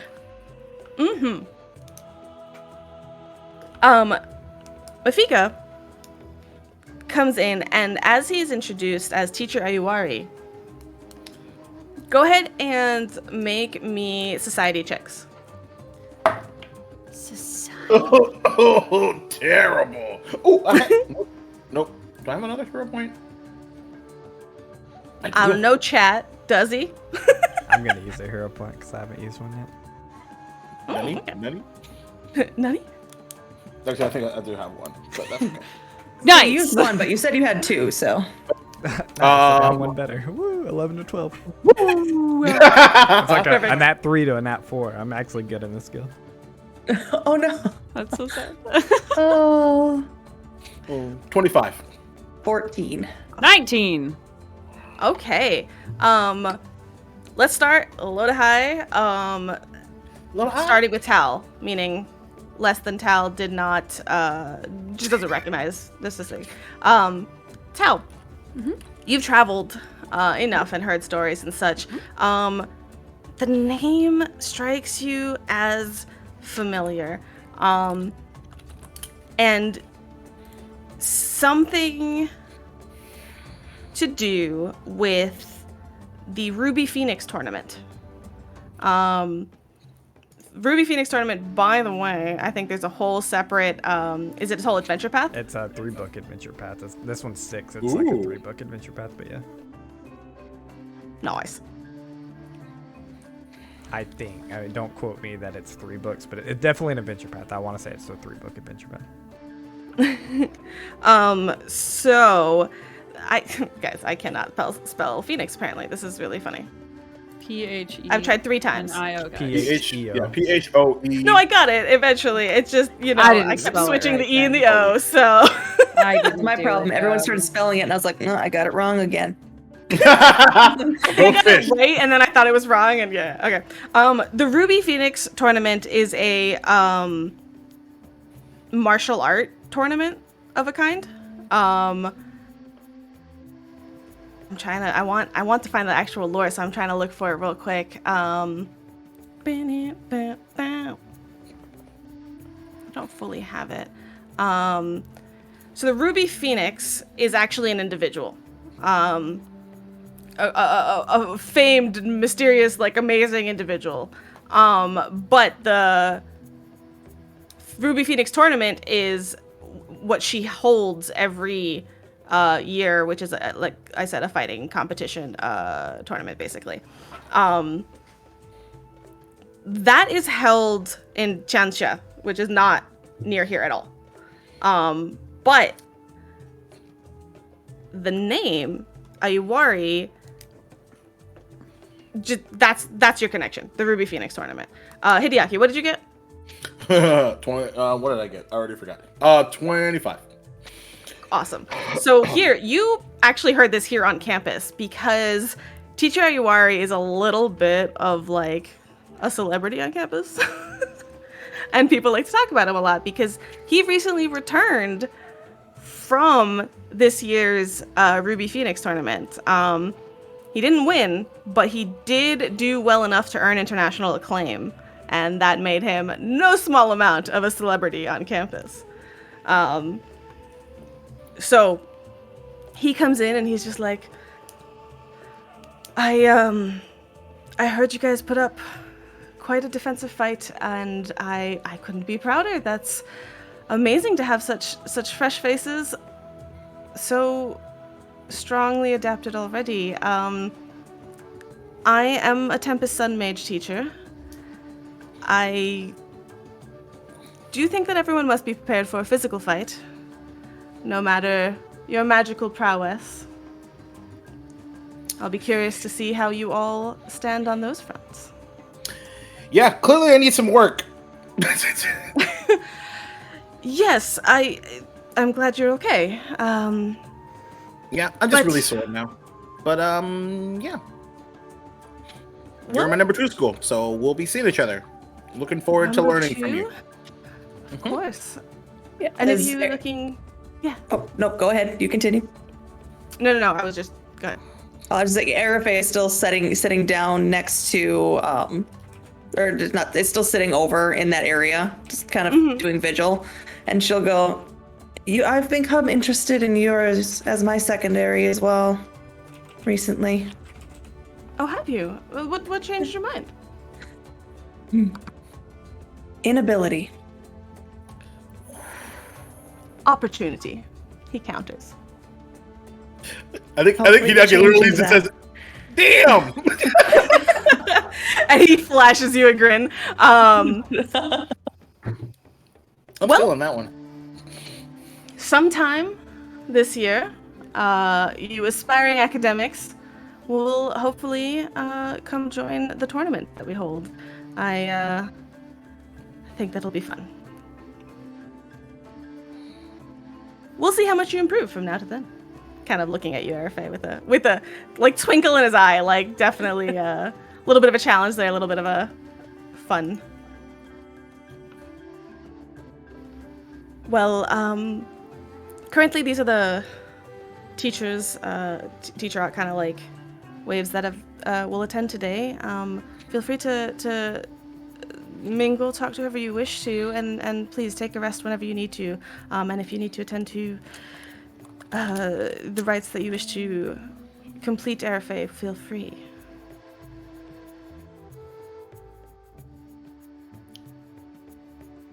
Nice to meet you. Heard really good things.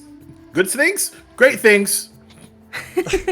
I'm glad. Yeah, a lot of people like to talk here. But I'm a teacher, and please... No, I didn't mean it like that. I simply meant sometimes reputation preceding you can lead to interesting conversations. Nonetheless, The podcast folks. Hideki was pointing at himself. Thank you. I Okay. forget. Yeah, sometimes I don't. Thank you. I got Teacher Zuma is engaged in a avid, long, like enthusiastic conversation with Teacher Kurita. I will 100% continue to call her by her first name. Teacher Ulawa, who seems like, I sat here. I did this to myself. Why did I do this to myself? He was just sitting there kind of like nodding, like, yes, kind of looking away, like totally not fully invested in that conversation. You're welcome to talk to them. You're welcome to however you wish, as that is really as much of the introduction ceremony as will occur given the situation.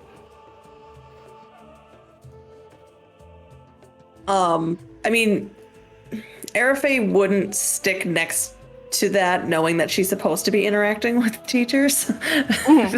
So, she's gonna make her way over to Teacher Ulawa. Ulawa. Ulawa. I don't know why. I don't Ulawa. know why that was so hard to say. And she will just say, I know I didn't say it early, but I am quite interested in making the Rain Scribes my primary school. Oh, excuse me, Zuma, if you don't mind. And she like takes the opportunity to just kind of like step away. And as she does that, she's gonna be like, I kind of figured you needed an escape too, on top of it. Look at you, intuitive girl. Wonderful. No harm or anything. Zuma just has his crazy theories. So what makes you interested? Well, I mean, it was kind of hard to choose between the schools, but this one just felt more in line with what I'd like. I would like to be able to adapt to situations and be able to be helpful whenever I can be. It seems the most practical for the skills that I have. I couldn't agree more. I think that makes a lot of sense. And that's why I'm one. But, well, I hope to see you in class then.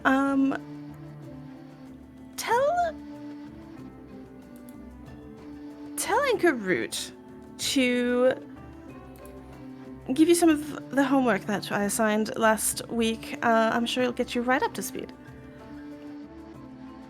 All right, sounds good. She smiles and,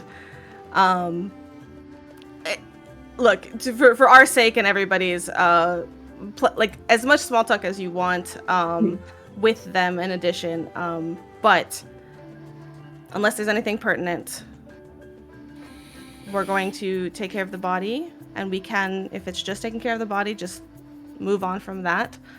And okay, so nothing. So you guys go and bury the body, do the rites with Arafane the lead. Ark, I just want to check in with you. Do you mostly stay? Do you talk to any of the teachers? Because this is to me, this is an interesting dynamic because it is a here mingle, but at the same time, these are your teachers. These are who you're going to be learning from. Yeah, based on the events that have happened, the current situation and where Ark stands, no, Ark purposely does not talk to any of the teachers. He had mentioned what he said from the ground, never even looking up at them. Like, yeah, I'm interested in the rain scrubs. Got it. But he does not move until he sees either like until 20 minutes pass or he sees people start to leave. And then if he has to be the first one to leave after like an uncomfortable 20 minutes, then he leaves. Irish goodbye. Tal also doesn't mingle. Okay.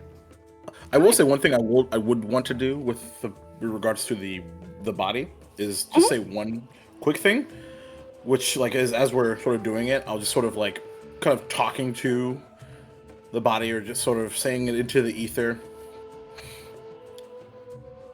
Though we're on the opposite sides, I appreciate your courage, and I hope that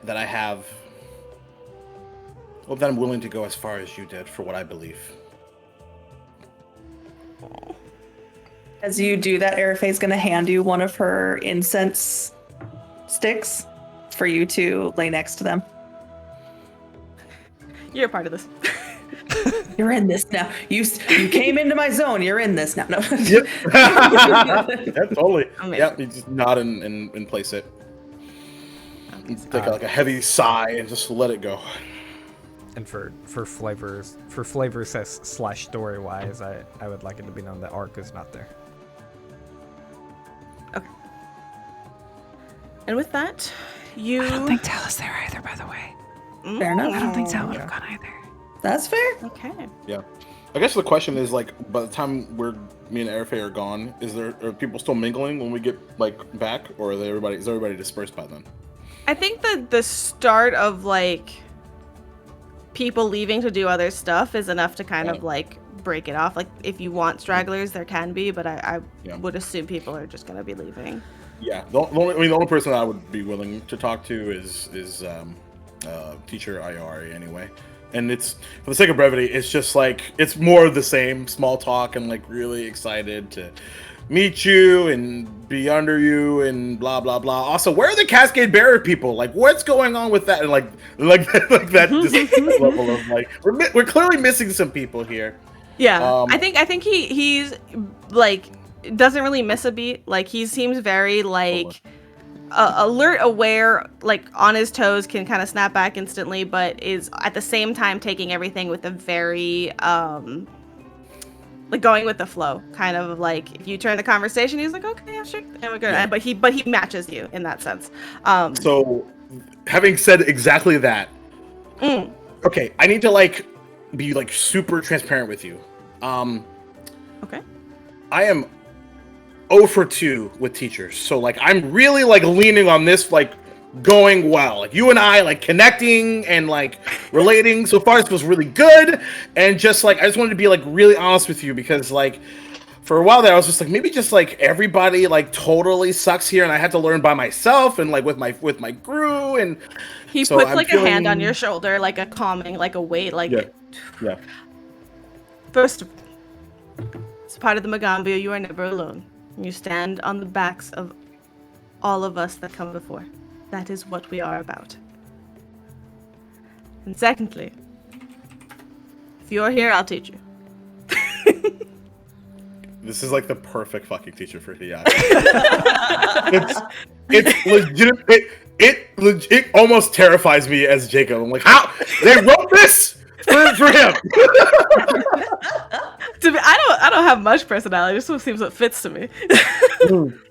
Well done. We'll find out like 2 books from now where they give me more information that he's like completely different. It's fine. Yep, it's fine. Can I tell you my like out of character vibe I'm getting from him? Sure. I feel like he is so skilled and learned that the school is like, he doesn't view it as beneath him, but the school is like actually factually beneath him. Like he's just he's a little too he could do So he it's kind of like a vacation. Basically, yeah. The school is a He's vacation. like, I go, I travel, I do these tournaments. I'm a really amazing fighter. And School I'm is back my on home sabbatical. turf. School is my time off. Like It's his vacation. Oh, you know what? I'm not like saving the world. I guess I teach. And in a way, like anything that you'll find out through the course of like the journey of where you go to as a Magaambya, but like some people, like it's very often they become teachers, but it's like the reason it's that way is exactly that. Like half the time you're doing stuff out and about, you're using your talents to help the world and the Magaambya. Like the whole thing about the Magaambya is you also give back. So this is his time giving back. I'm getting very much I am Iron Man, but I visit MIT to help the students kind of vibe. there you go. I love it. That's good. Yeah. Yes. I'm so glad you just said that, sir, because I was thinking about it. Like, as much as he gives teacher Ott shit, like, I think that Hideaki, if everything goes well, he'll eventually end up teaching here. Yeah. Amazing. All right. So I die next episode, obviously. I love that you said that. Okay. So here's what's up, guys. This is Here's what's up. Look, you just transitioned it for me. It's amazing. Friends, we finished chapter 1. Yeah! Oh, And we shit. only died once. Welcome. Oh my god. That's awesome. Yes. Yay, we did it. Out of 7 more to go. Listen, I'm so excited. So, we finished book 1. I Chapter 1. separately. Yeah, not book 1. Sorry, that's my hopes and dreams. We're in 2 years. It'll be Someday. great. Yeah. Yeah, so I was in the Oh, future. no, again. never mind. No. Don't worry, we got plenty more books and chapters. So, you guys are already level 2. This is about where you would then be at level 2 after this fight. Sure. I forget if I said this publicly or not, that I talked to you guys about that fight and the balancing of that fight. You were very like, I'm so glad you guys are level 2. Like, Yeah. Yeah, I think it was all off screen, but yes. Gotcha. It was definitely okay, based on everything you guys have been through.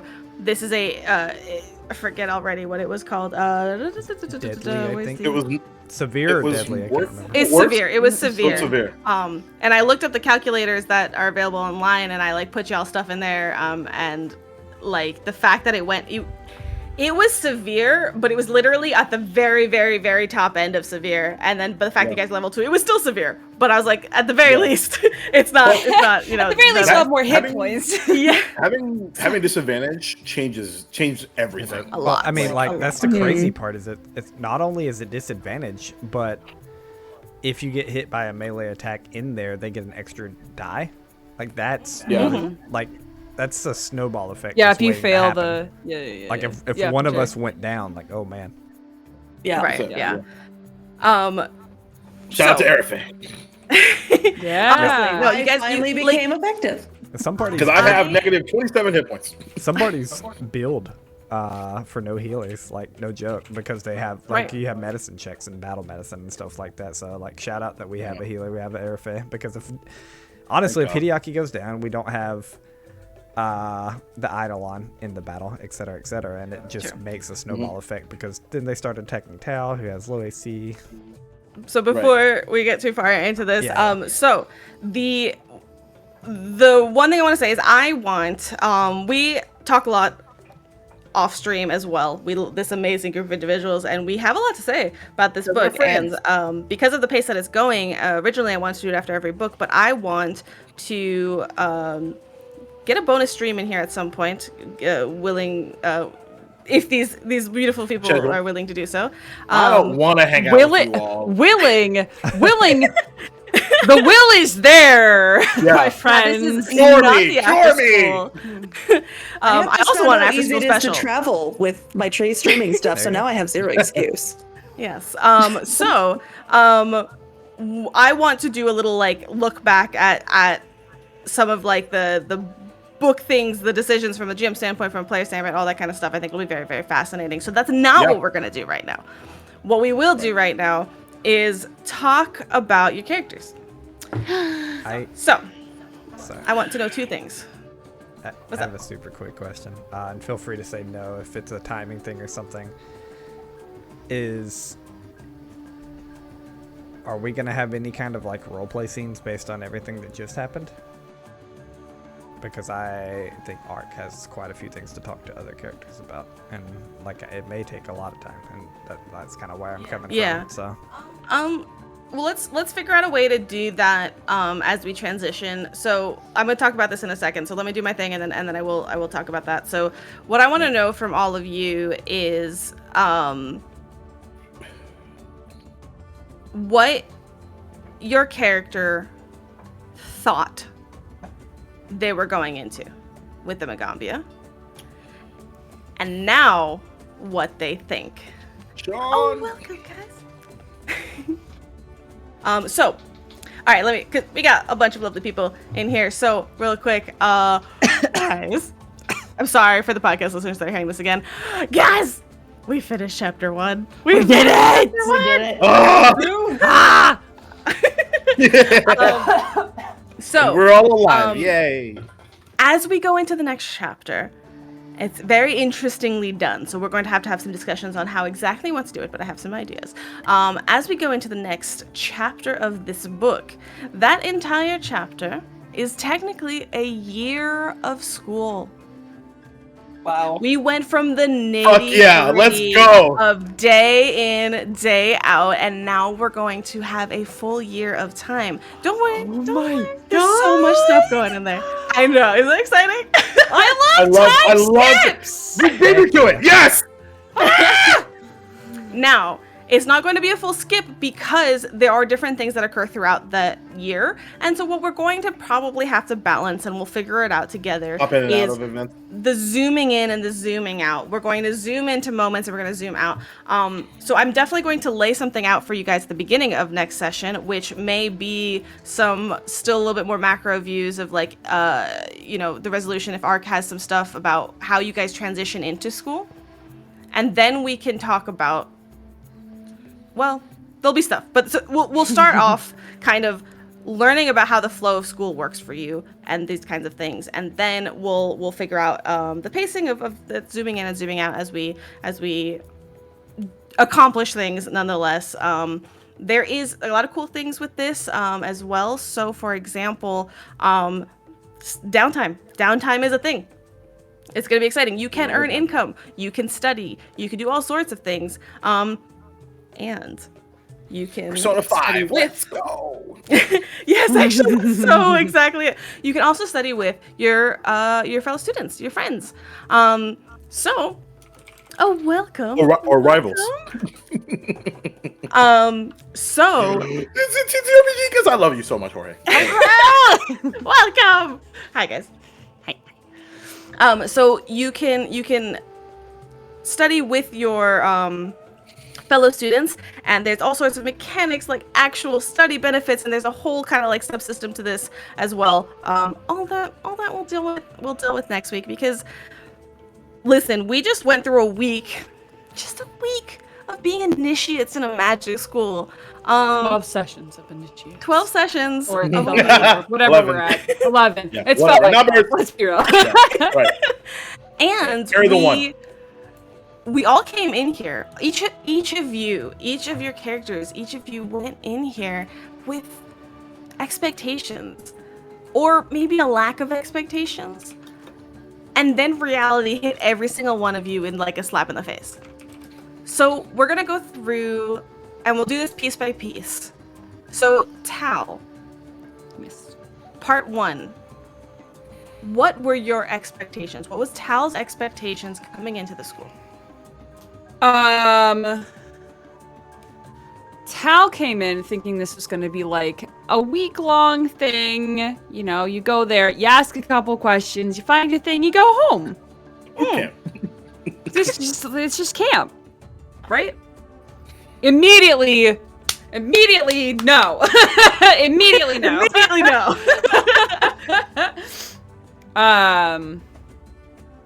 So it was a very fast and hard kind of mental transition that I don't know, like, at the end of this chapter, I still don't know quite how they feel about, like, the longevity of it. Yeah. You got swept up into the day-to-day almost like we did as players because there was so much happening and so much vivid experience being experienced. Yeah. I don't know if you've had the time to digest, like, longevity. I just died and woke up. Yeah. Like 48-ish hours ago. Mm-hmm. Like, that's never happened before. Never been to school before. Also never died before. Mm-hmm. So What? So we start off with Tal with zero expectations of what school really is, as a sort of like what academia is. Yeah. What was her purpose? What was her goal? Not like spoiler your goal, but like what did she think she was here for? Tal thought that they were here for answers that she thought were going to be easy to find because this is a place of magic and with people who know things. But also, in a way, she was going because their grandmother was so sure that this would be good for them.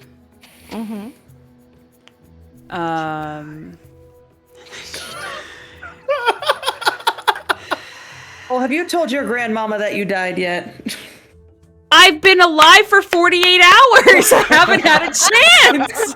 And you haven't called your grandmother? I haven't had the opportunity. I haven't heard from you in 2 days.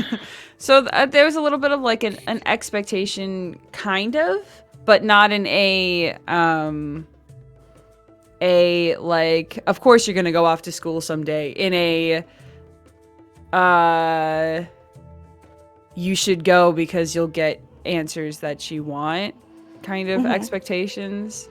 So there's like this war right now of like, this sucks and this is really hard and I don't want to be here right now, paired next to I don't want to disappoint my grandmother. And also, like, she believes that this is going to be good, so, like, how long do I wait until it starts being good? Yeah, that's a powerful line. What a line. Okay. We're gonna pause there. It's been bad so far! Like, Pretty bad. Okay, I'm sorry, I have to go back to that. Has it been fully bad for Tal? not fully bad, but it's been pretty bad. There's been a lot of bad, but it hasn't been all bad. Cool. She met these people that are really cool. Okay. Who do I pick on next? Waffles. Yes. Oh, that's me. Before you even said it. I'm yes. Waffles. What's the question? All right. Question is, what was Ark expecting upon arrival? Let's start there. Upon arrival, or like his expectations of the school period? His expectations of the school, like at the time that he was arriving. Sure. Ark had 3 main expectations of this school. He expected to be the best of anyone he was grouped with. He expected to learn new things constantly. And he expected to get, like, he didn't know the word for it, but like promoted or fast-tracked very quickly.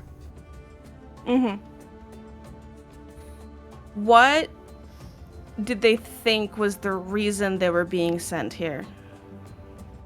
To learn about magic and history, and further their skills in both, basically. Get better and have more knowledge, Yep. basically. Like you've kind of almost similar to Tao, and I imagine a lot of us. It's really the reason people travel for school, minus other things, but it's like it's basically you've exhausted your resources here. Go elsewhere where you can further everything. So, this is more for me because I know there's a limited understanding from the audience of your relationship back home. Yeah. Does that imply that Ark believes that they have nothing left to teach them back home?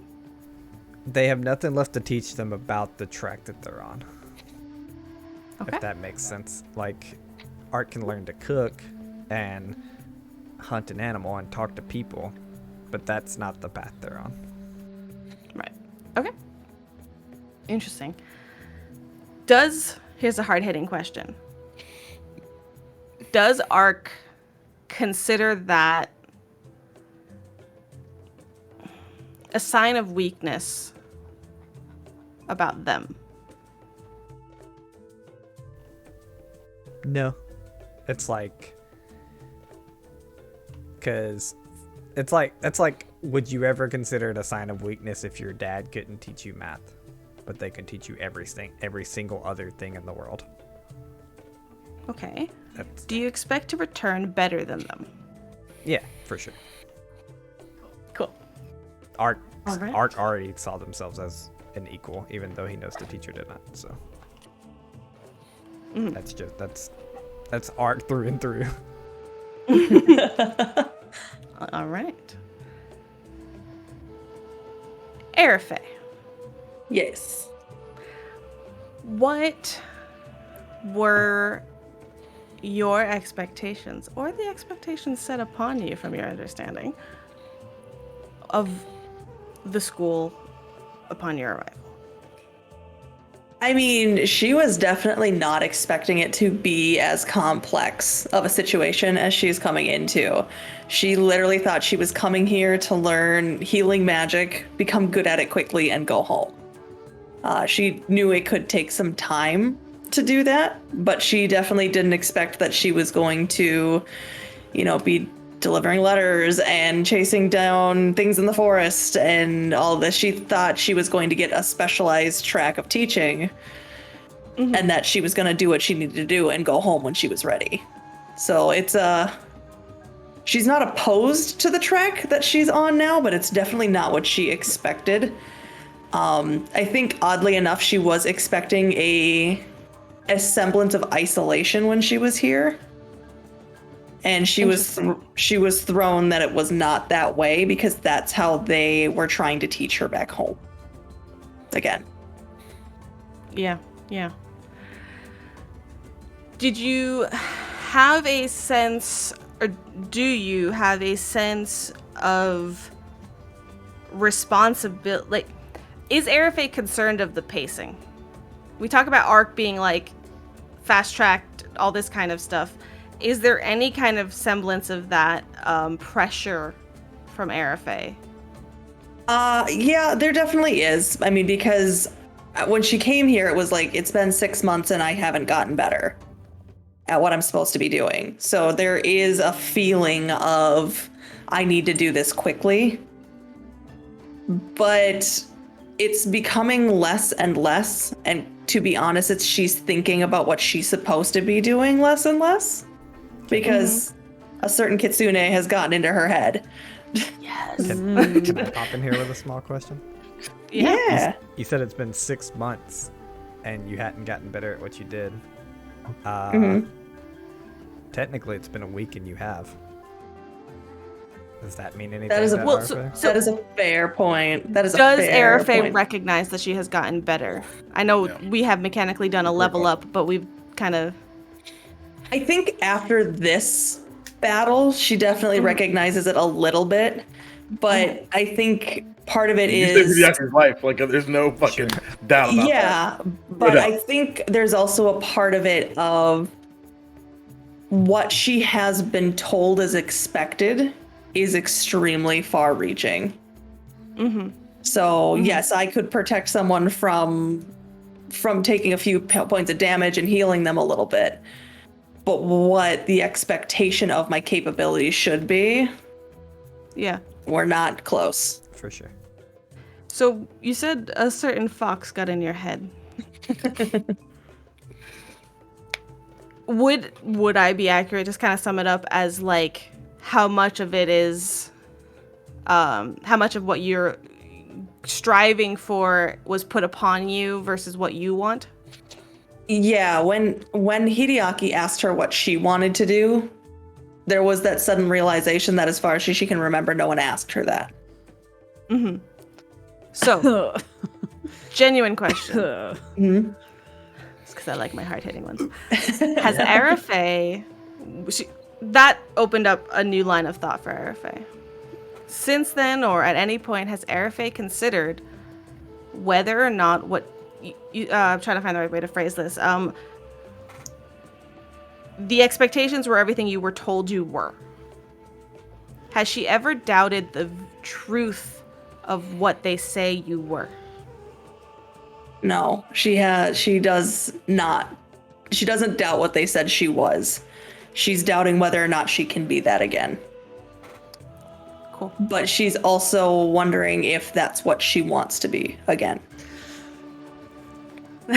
Which is why because I a little bit in the background for people who are still watching. So when we were talking about these before, she was going to go rain scribes in Uzunjanti. Or Uzunjati. Yeah. I can say that word. But with the discussions with the group, she realized she has no stories to tell. And rather than being the one that fixes the problem afterwards, she wants to be the one that stops it from happening. Which we saw so beautifully in today's battle. So that's she why she's healed looking and at, then got in the fray. yeah. So now that's why amazing. she's looking more at the Tempest Suns as her back, rather than the What a Uzunjati. shift! Amazing. The fact that you guys have had this journey in a week when you haven't even gone to like studying the classes yet is just fucking wild. Look at wait, I have we're gonna come back to it. I have thoughts, but we're gonna cry if we don't remember it. I'm like, this is so perfect, but I don't want to sum it up. Hideaki. So the first question was like expectations about coming to school, right? Yeah, like what were your expectations upon getting here? Yeah, that's what's so fascinating about Ark and Hideaki together is like they're so far apart, and yet their baselines are so fucking close together.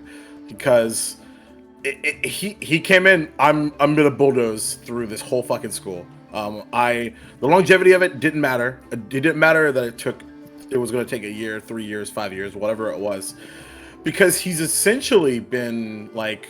This was a distraction for him from his father's perspective of like, enough, fuck off, kid. Like you're hurting everything else around us. Then add in the metric piece of like this ancient dragon chose him, and like that set him off into all different levels of imposter syndrome. But then like those conversations were like, I chose you. You're strong. We're strong. And so he came in guns a-blazing, ready to rock, and then boy did that fucking explode in his face completely. What was I think so amazing about this journey for him was the majority of these episodes he was like, I'm going to lie to myself about how strong I am, because if the people around me feel that way, that will make them better and allow them to trust me and allow them to feel confident in me and allow them to feel confident in themselves. It doesn't matter how I feel about it. Because he's heard the word untapped potential, raw potential his entire life. And so he's like, fine. Then I'm coming in here and I'm gonna just blow shit up until someone like helps me figure out how to not do that. Gonna yell at every Unlock- teacher until they teach you something. Yeah. Is Right. this raw potential? Is this exploding? Is this raw potential magic missile? Yeah. Right. Exactly. Is there a point of sorry. I see Hideaki have different bouts of frustration. Oh yeah. I also see that frustration pointed in about 20 different directions pending the situation. No doubt. If you had to like swim your way around there and find like what is he frustrated about, not the misdirection, all that kind of stuff, what would you say he's the most frustrated about? That's changed now. The majority of these episodes, it's been he can't fail. He can't afford to fail. He can't be seen failing. Then that's when he was like, "Oh fuck, I do care what people think." Fuck. Oh shit. Well, now what do I do? Oh shit. Then, but on the flip side, people trust me already. So like, how do I like maneuver like that space? And so It's not just my own expectations as others' expectations. Right, because like he so the problem is like his own expectations of himself and of the school were both failures. And then there's a plethora of success and failure that they've experienced, plus or minus anything. To the point where, like, I think somebody even said it in like a comment at one point where it's just like that, like them getting like Tao back to school was not a fucking success. Nope. But he needed it to be a success. Yeah. And then she fucking died. So that was really the bitterest of pills to swallow. But to the very like, because him and I are a lot alike in like the fact that like the difference between like Hideaki and me when it comes to frustration is he doesn't have an outlet or know how to pause. He just pulls the trigger, which is what, because in like what's funny about him and Ott is like, all right, well, like no one challenges you because you're the guy. I'm gonna fucking challenge you because you said this is the best of the fucking best, and you failed us as much as we failed ourselves. Is that you're supposed to be better? So you're supposed to be the best. You're the teacher. So I'm going to challenge you. Is that because Hideaki's looking to poke holes in the best to understand how to be that? Ding, ding, ding, ding, ding. Correct. Like bring you down to a level that I can, like, yeah. Perhaps Hideaki is trying to find the failure, the flaws, and perfection to prove that it can't happen. Yeah. Which is why I was like, if you're flawed and still considered this, then I can be too, right? Right. That like that's the irony, right? Is like, I think if Ott was perfect, he would be lost.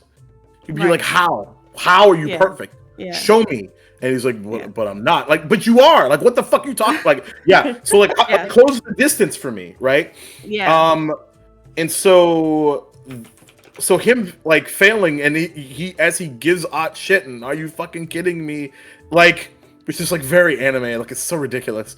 But it's just like, you've now, after apologizing, put us in another situation that you are directly responsible for in his eyes. For what I look like right now. That's on you. Yeah. And I'm not gonna let you get away with, like, because he believes that, this is like super off topic kind of, but like he believes that Ott feels bad. He believes Ott when he apologizes. Right. But he's not gonna let him get away with that being the end all be all of it. If I was gonna place any bets, I have a feeling that's one of the changes that we're going to see. Also, that's why I realized. Sorry, go ahead. I was gonna say that's when I realized, like, the other day, like literally like a week ago, and I was like, oh fuck, he's gonna fucking teach. shit. Like it didn't even like. That's amazing. Because to your point about the frustration, I was just like, it's just an outlet. But like, what's the end game, right? Right, Like, you would think about right. the end game of that, and I was like, the only way to fix this is to fix this. So then, now to bring it back around, he came here to help to like make his village better and stuff like that. How can he make his village better by staying? And where does he feel at home? Or where will he feel at home? But With Yeah. us. I'm not gonna actually ask that question right now because I think that's not one that even Hideaki can answer now. It's been a week. But No. I have to say a huge shout out and a thank you to Archives of Nethys that have joined us themselves here. Thank you guys. Archives of Nethys, you have saved my life so many times as a GM. Also and I really mine. appreciate you. I didn't Yeah, know how to so- make a. I didn't know how to make a character. I'm You helped. right now. Helped a lot. An amazing resource. Okay. So There's another listening to question that I don't that. think I answered. No, I think you could. You could. Okay. Just not the Um, last one that she took it. I don't want you to she took answer. it back and said, "I'm not actually Okay. answering that question." Yeah. So, oh my God, yes, book. I'm gonna get totally sidetracked and get really excited about the Book of the Dead. If anybody, that's Is Tal in the Book of the Dead? Is it me? me. Listen, there's like an undead tiger in there that I'm like, I am going to. But we're not here to talk. I see. Okay, what you're doing, okay. Archives of Death. It's no, we're here for Alright, it. Okay. Ah. So now, listening to each and every one of those things, we see how already there's been a huge shift in the expectation that you walked in onto campus with. And a week later, that has shifted dramatically. So my next question to you is, what do you think will happen in a year? I knew you were gonna ask that.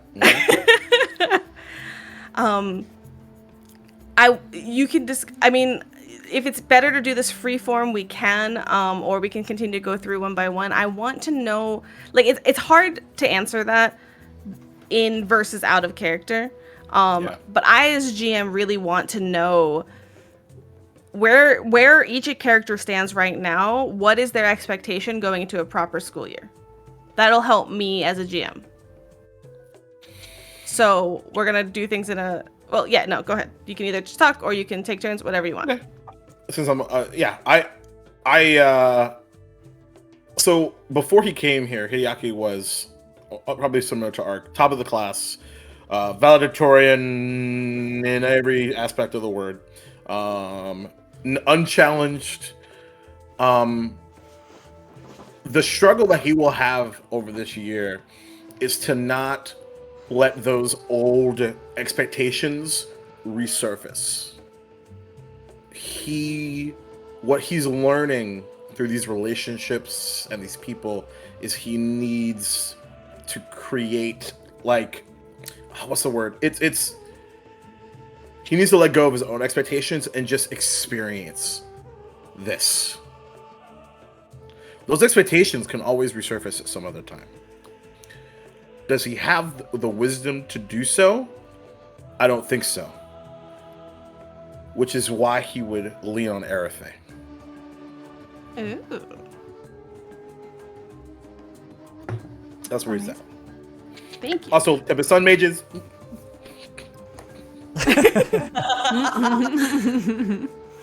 it fits. Can we get a repeat of the question? Yes. What are your expectations for this year? But, like, what is your character's expectations for this year? Sure. Yeah, Art basically, he wants to do two things. In terms of a tangible goal, Ark wants to set up a type of training program because he's seen way too many weak people in the school. That's amazing. So like I love this. Anchor, Root, Tal, like anyone else who wants to join and stuff, but like that's where his mind goes. It's like there's people who need to learn how to fight. Marshally? Ideally mixed, like he does. The mixed of martial and magic, how you can intertwine them. It doesn't have to be exactly like a Magus does, but it's like, hey, you can cast a spell while you're running up and then take a swipe, etc., etc. Like the tactics of mixing martial and magic. That's the tangible goal. The untangible goal, his expectation for the whole year. Let me preface this by saying this is not Waffles. Here we go. I honestly thought. There we go. I told ready. Syrup in the break. I honestly thought Ark would have failed by now, and the dice just ain't having it. Listen, I Listen. wanted him to fail too on this. I was like, this is when he needs to fail, and then he got the killing I rolled blow. that misfortune roll. I was like, Ark will miss this, and then someone else will get the kill, and it'll be a good story. He didn't I miss. kind of love that he hasn't. That's Well, what the I'm fact saying. that you hit and you hit so Stubbornness, well too, Yeah. like Listen. Yeah, the dice tell all the story. it's you know? doing, all it's doing is heightening. It's like you know when you're like on a roller coaster. Yeah, we're still going up. We're still going up. It's gonna Yeah. fail eventually, but yeah. So- But that's the thing though, is like because you have all these successes now behind you, how much is it going to make that big fail hurt? Exactly. Yeah. So my How hard is My- that gonna hit? this is not Waffles. Expectation for the year is that anything he decides to do, he'll be the best at it. He'll be recognized as the best that's probably ever come through the school, but definitely the best that's here. You gonna be number 2, motherfucker. I'm out here.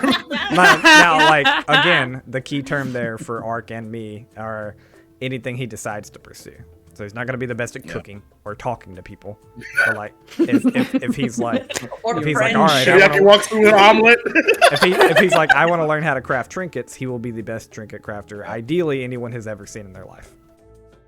yeah, So I've heard. So I have your Ark's goal for the year is to set up a training program and to be recognized. There's a key word there, at being the best at something. Yeah, recognized and respected would be the two words that pop in his head. And to be completely fair and transparent, the setting up a teaching program as part of that. Because if he's teaching others as a student, then he would be the best, clearly. Oh my Is god! If we survive that- and we're all teachers, I'm gonna lose my shit. Is that does Ark think that that's on task? Does this being recognized and setting up a training program on task with his orders, for lack of a better word? Yeah, he definitely doesn't think he's in a place to just go ask people a bunch of the actual questions he wants to ask. So he needs to, it's a garner reputation, get liked.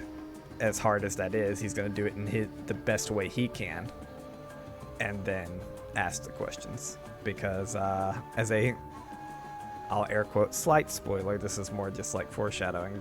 The questions he needs to ask and gain information on aren't questions he can just go up the teacher out and ask right now. Yeah.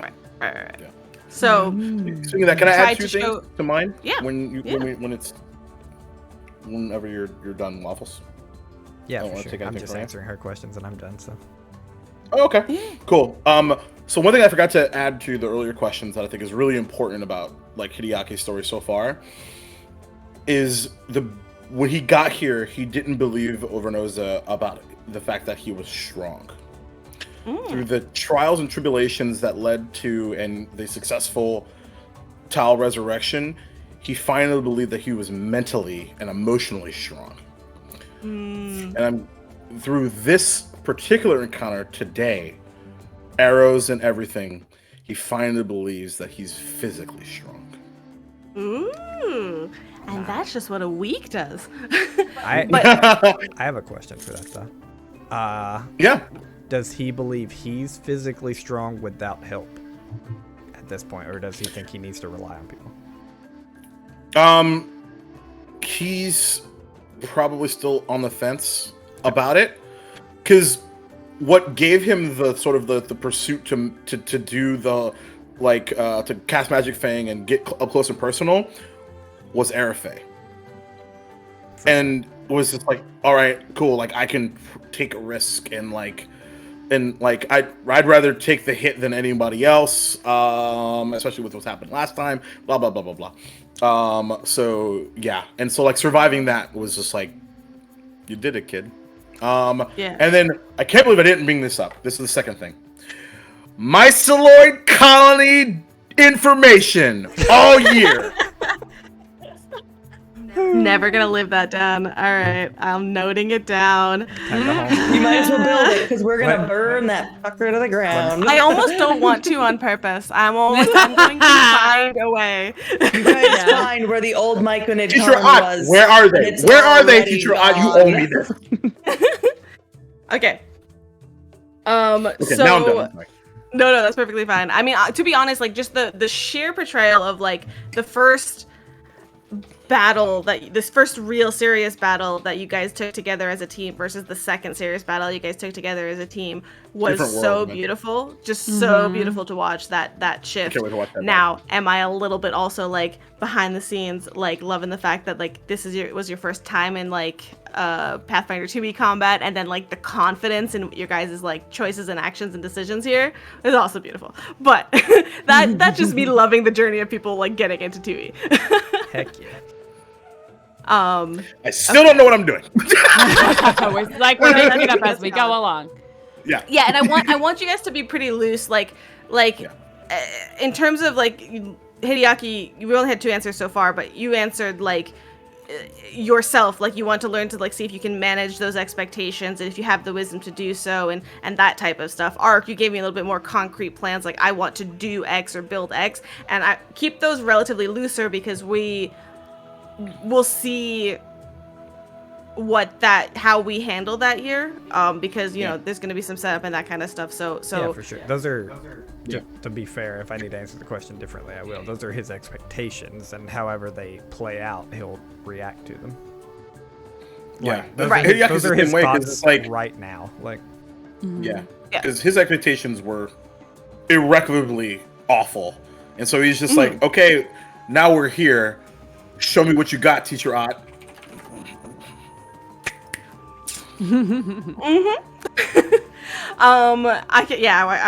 Teacher Ott, he's got stats, okay? That's all I'll say. I want to say that I do love him. I really do. I think he's I great. love him so I much. really do. I think he's Okay. innocent and stuff. Hideaki does not agree. Okay, please go on. Tal. Yes.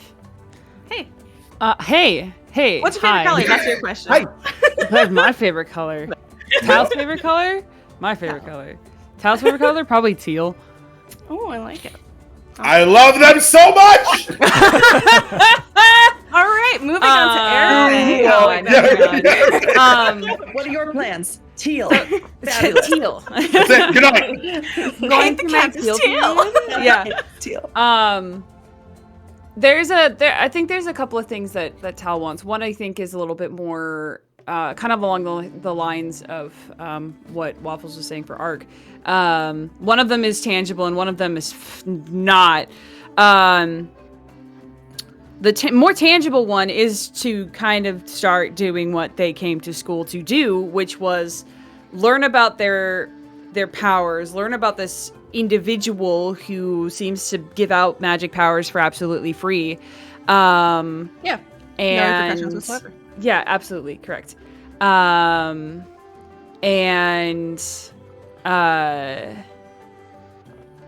try to figure out a way to harness them better.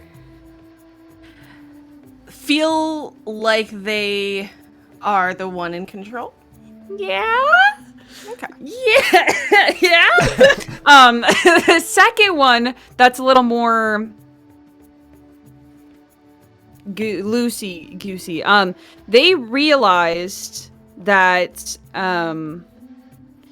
they had a very specific view of how the world works. A fairly naive and like optimistic view on people and how the world is supposed to be. And is now realizing that while those are not like bad. It's not bad to be like idealistic and that sort of thing, but they've had to deal with a lot of really hard truths really fast. Yeah. And I think over the next year or so, they're going to have to learn / struggle through figuring out how the world actually works and how they actually fit into it. Not just in their little like microcosm family units, but like how are they going to work interacting with other people, or if another situation like this comes up, this is their first like real interaction. This encounter tonight was their first real interaction with like being a party to someone's death. Mm-hmm. Like the Myconoid also in a way, but like this one felt a lot different. Like this felt different. Yeah. Yeah. They're Like that was a monster. the myceloid. Sorry, go ahead. Oh no, I was just echoing. Go on. The myceloid was kill for the sake of killing. The nature just take its course, just It kill. was hungry. Hungry. Mm-hmm. Yeah. This individual had its reasons, had logic, had thought behind the why. There was injustice that they were trying to, you know, whatever perspective they had it, they felt like there was something wrong that they were standing up against. And it was us. We were the baddies, you know. And the whiplash, first of all, of they should live with us. Yes, correct. Like, there's a reason, and it's like, I know, I love it. That wasn't me making fun of it as much. Oh no, I didn't take it that way at all. It was definitely an overcompensation for what they were party to. Ooh, I love that. To give a little bit of insight. Guys, that's the type of shit that if you want to fund the after school special, that's the insight you'll get. That's for sure. Go to Ko-fi.co-5.com/WafflesMapleSyrup. We got to go. We're like almost 50% of the way there. Let's go. I realized we do all our preamble at like our pre-show that doesn't go on YouTube. So that, hey YouTube, hey podcast, hey advertisement. Okay, all right. So now I have just one clarification because I thought about it. He said how this world works, but then he also said where they fit in it. Did they? It's more of a very finesse question kind of a deal. When they were in the troop with the Sojourning Song caravans and the circus, did they? Is it that they thought about their future and said, I am choosing of the things to do to be a part of this circus as I get older, and I'm going to continue to do this part? Or was it like, yeah, this is just the way things are, and they've never had a chance to make an active decision on what they want their life to be? Like, it's like going to college for the first time. You're like, what do you want to major in? I definitely think it's the latter of that. Like, they never, I don't think that they didn't realize that they were missing out on so much until they left. Right. So like I think they had don't that thought yet? Yeah, because they talked to, I don't remember which one of y'all it was, but they had the conversation. I think it was with Ark, where they said that growing up they didn't actually have any friends that they remembered, or like real friends, or like, you know, anything like that. When you grow up in the circus, your friends are the other adults there. Like, you know, yeah, it's like it's different. Like everybody there is is family, which is like you can be friends with your family, but it's different, you know, because you're around each other, so you should get along because you're around each other all the time, you know. But the difference between that and like consciously choosing friends. Like, I am curious to see how friendship, because it is so new to Tau, how it solidifies or morphs, and what it becomes after a year of friendship. Of this is a thing. This is a constant, potentially a constant in their lives, and how that will affect their their thinking on things. It'd be interesting. Okay. Let's go Aerofay. Like I have like other options. Let's go me. I think that What are your odds expectations? Just let me know. I love you so much. All right, what does Aerofay feel? Oh, so much has been stirred up in Aerofay this week. I think for the most part, she is gonna still focus on the healing aspect of why she's here, because she knows that purpose, and she still does want that inherently. She can feel that, but maybe not for the same reason she thought she wanted it before. So I think this next year she's gonna focus a lot on figuring out who she wants to be with the very little she has about herself. Because one of the things that I think it was something that Tal said made her kind of wonder about what she's been told about herself.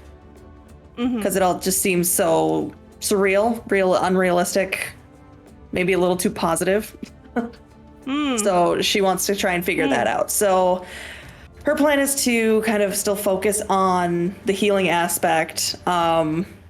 She is not going to help Ark with that ego thing he's got going on, because she plans on joining whatever that thing is that he makes for that training regiment, because little does he know, in her mind, he is the best of us.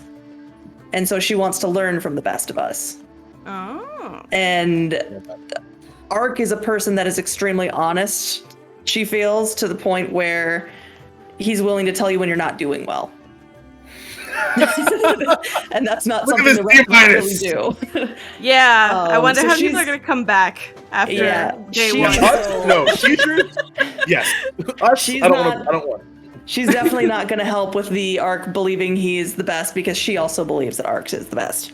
And like, Gotcha. and like, to be fair, like, he doesn't think he's the best in the school. He knows that teachers are better than him. He just expects to be the best of students, basically. Like, yeah. That I find really specifically interesting. Yeah. Because I'm like, really, like, that's the bar? Really? Because I'm like, teacher Odd kind of sucks sometimes. So, like... So I think from Ark's experience, right? Like... They're in the title. So I'm gonna write something else for you, Ark. Let me know if you agree with it or not. No, I'm in addition to everything. Talking about like Tal's like naivety to an aspect. By the way, all I'm flashing back is to our T-shirt of like everybody's Venn diagram of trauma, because once again, you like gotta get it. No, but just like even in this, there's like the just so many. I'm like, oh yes, you too, and then this one is crazy. But so we talked about Tal's like they want to learn how the world works. I'm curious how Ark will evolve when they, even if it's not something they're seeking out to do, they by proxy of just existing in this world for a year, they see that this is how people operate. So is there a next level? Is there somebody better than a teacher? How does that play into your worldview? for sure. I mean, are you asking me, or are you saying you're gonna write that down? Like, kind of you want shifted his things. expectations on that? Like, No. I'm gonna make notes for myself. It's fine. yeah, that's fine. I mean, I have thoughts, but I'm down. Yeah. We have a whole year. A year of in-game time, which equivalates to 10 years of real life. Correct. Equivalent, he says. Nuclear engineering. A year of game time, which we'll play day by day. Real time. I have a follow-up question. Yeah. What's Over Nose are doing for a year, Syrup? Encouraging your growth. What a safe answer. Can I just tell you that Hideaki think that's fucking bullshit? I love you, May I though. remind you that a year is not a very long time for a lifespan of an Asian dragon. That's true. Hideaki does not process that, though. That's fair. That is very fair. Why am I waving my finger? That's a gift. What just happened there is a gift. That's a gift. All of us at the same time? Yeah. So I think that I think that could be a very interesting reckoning of itself. Of like, because I do think there's a really cool thing of like Hideaki expecting a lot from Overnosa. Definitely. And it's like, after a while of, I don't know if Hideaki feels let down. Like, I don't know that I won't say from a neutral third party that he is being let down, but I think that Hideaki feels like Overnosa's not doing anything. You're not. What do you mean? Like, where's your impact? Yeah, you're an ancient dragon. What the fuck? Right. We've had the conversation before, right? It was just like, but like it's about our connection and like what we do, and as we grow together, he's just like, but like we're supposed to go right with your ancient dragon and the actual plane. Like I don't. What are you talking about? I think it'll be very interesting. Impatience, at least. Yeah. See, yeah. Maybe that's kind of the next thing. Like I think Overnosa is like watching and waiting and seeing what lesson do you need to be taught today. Right? Like in a way of like be that teacher. Patience, like whatever it is, and while still spurring your, this is a little like yeah, sure, we'll reveal a little bit behind the scenes, while still spurring your sense of grandeur. He doesn't want you to lose that. He wants to ensure, yeah, that because he still needs me to be invested. You know? Yeah. So like, if he hears like, I'm a graduate and I want to be a teacher, he's gonna be like, no. But he will not do it. Yeah. That's cute. But he's just like, sorry. Maybe at first. Yeah. Sorry, I keep like adding things because I'm just like another thing. No, we love talking about our characters. So I think that we need to have an after school special, and then maybe we can do some cool things. I think I'm debating. I think you know what I want to do. I think we'll do some kind of cool like interview with some folks at some points for just these to books. Kind of wrap up with RFA because we kind of diverted off. Yeah, I'm so sorry. That's my fault. That's totally my fault. It's totally my fault. I was going to pull us back if we had a quick opportunity. Star, I want you to slap me in the face next time, okay? Star can have my hero point. Oh no, it's fine. But so just that's kind of her goal of trying to grow a little bit. But she's also wants to work with Hideaki since, he kind of pushes her to think more of herself. And she definitely wants to work with Tal a little bit, especially about this individual that they're seeing and maybe, helping her come to terms with this like darkness inside of her. That was my question. If there was, because you talked about growing your power and all of this stuff and finding out your own reasons why. I was curious if there was active goals to also uncover this, whatever this is. Yeah. Now that she also realizes this entity that she sees is real, she gonna try and get real chummy and figure out what's going on with that. So maybe try to actively engage this individual a little bit more. Okay. That's great for me to know. Yeah. But I mean, that's a lot for a year, but Yeah. Well, she feels she has but in a dragon lot years. Yeah. She feels she has a lot to make up for missing 20 some odd years of memory. I just want somebody just have like I'm gonna tweet this out at random at some point. I'm just gonna be like, dragon years. It's the opposite of cat years. Amazing. I love it. Okay. Tal. Yeah? We talked about like learning about your powers and everything like that. I also hear I know you said like you want to learn about the being and feel in control. is there anything about like what? Just so I know, what is Tal's instinct in terms of finding out? Like book research, or like playing with your own powers, right? Like trying to. You gonna go in the forest again? I mean, the forest is where she got her powers, so why not go back to the forest? Yeah, you know, that's also where they almost died. So you know, it's. I'll just tie some more life forces together. It's fine.